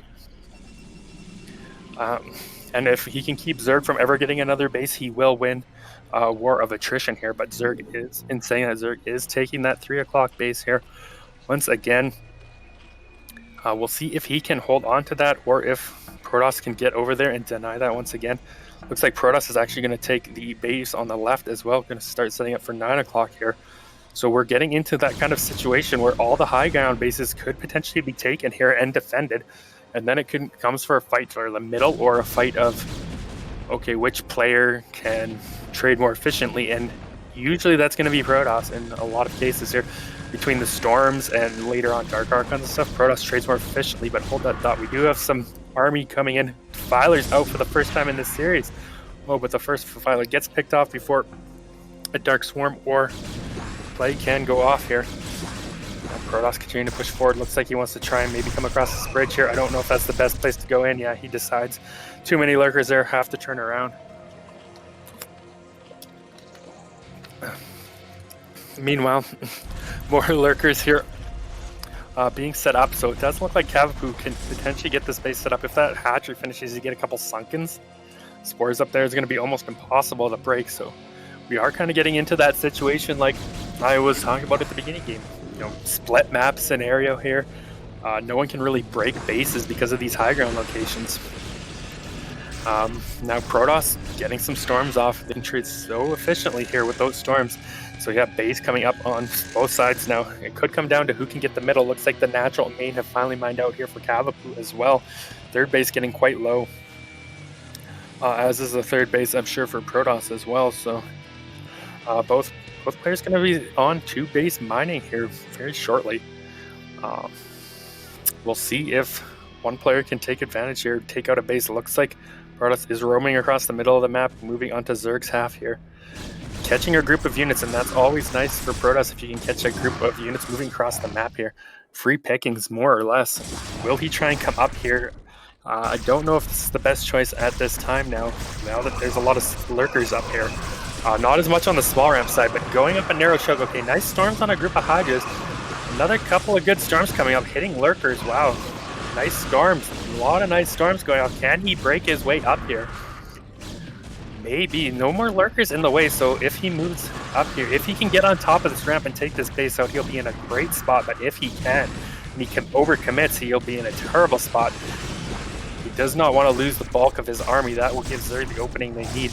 Oh, Now Protoss flanking from the other side here with a group of Zealots and Archon here, taking out some of these lurkers. Oh, but look at the Zerg swarm coming in every direction, catching the Protoss army here in the middle. This is not what you want to see. The whole army for Protoss is going to fall here, but more Archons coming up. Protoss has breached into this base, but at what cost? He's just lost all of his army. All he's got here is a couple of Archons, a Dragoon, and a Templar. This is going to fall too. He's not going to kill his base, and having your army reset like that for Protoss is a lot more painful than having it for Zerg.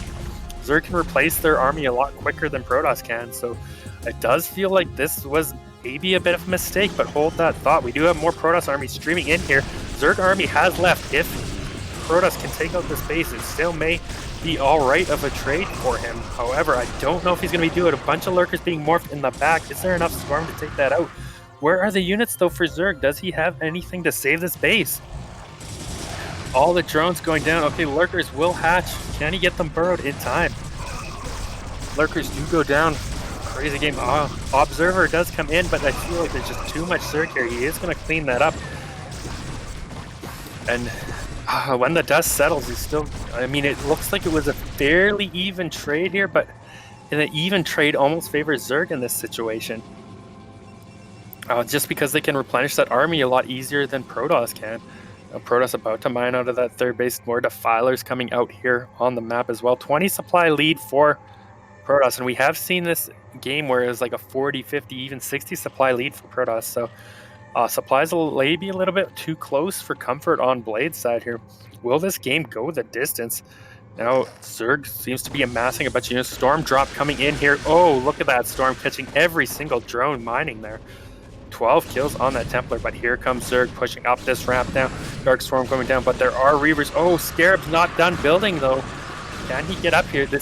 With these Reavers, I don't know if this is going to be the best trade. This is so inefficient trade. Oh, forcing a pull there from the drop, but Lurkers going down. Yeah, Reavers will survive, so nice trade back for Blade. And now that 20 supply lead advantage for him is all of a sudden 60 supply.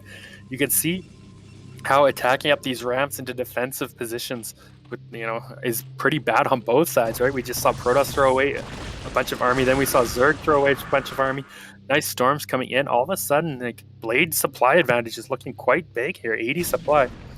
So maybe he can get back out on the map here. It was looking good for Cavapoo there for a moment, but then that counterattack and losing all these drones, now maybe Blade's got this in the bag. We will see. Where is the bulk of his army?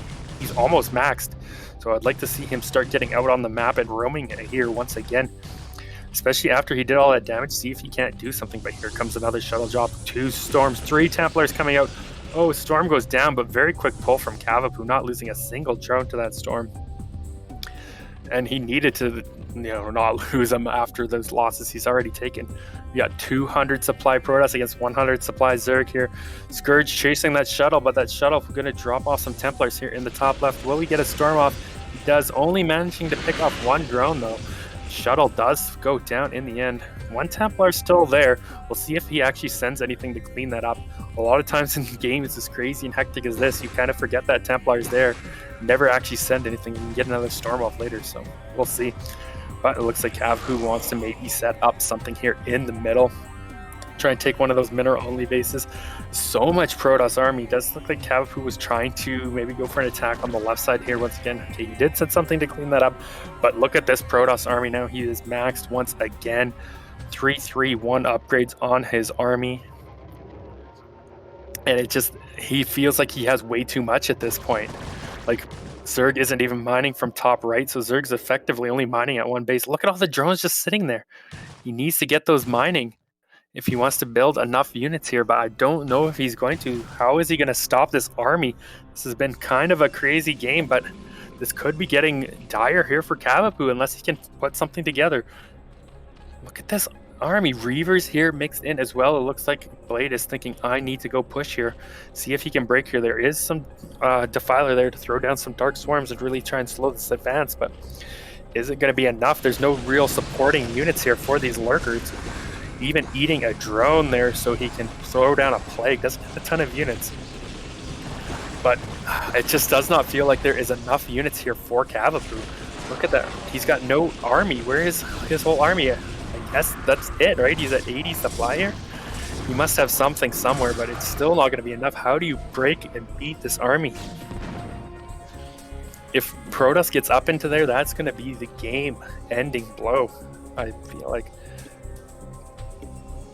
A couple of Hydras moving down to the bottom left, see if he can't get some counter done. No.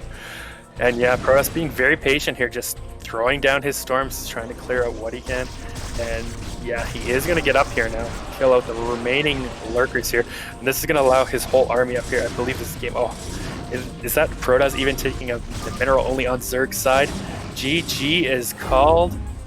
Wow, Blade takes it there. Looks like he threw away his army, and Cavapoo maybe could fight back and take it. But in the end, Blade does take it. What a great series. What a great decider match, to be honest. Wow.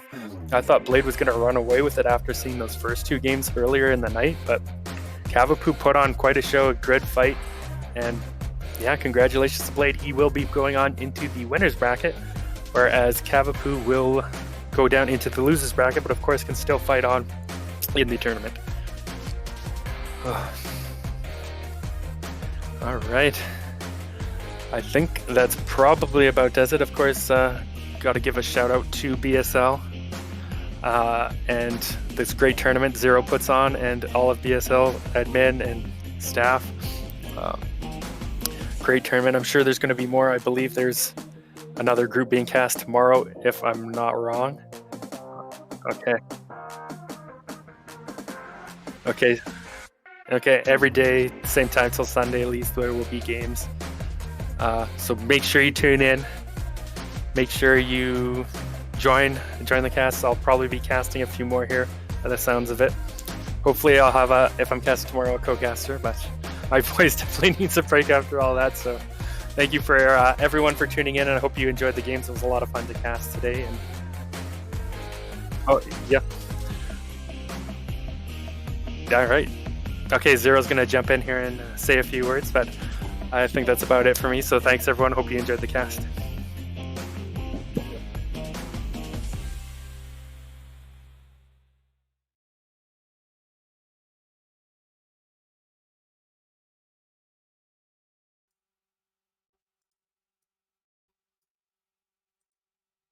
Look at that guy. Look at that, guys. Finally, in BSL Studio, professional caster Zero. So, guys, I wanted to tell you because I thought that it might be interesting and some people don't realize how it's working. So let's do together the pairs we know so far, right? Because, oh, this is in-game, but let's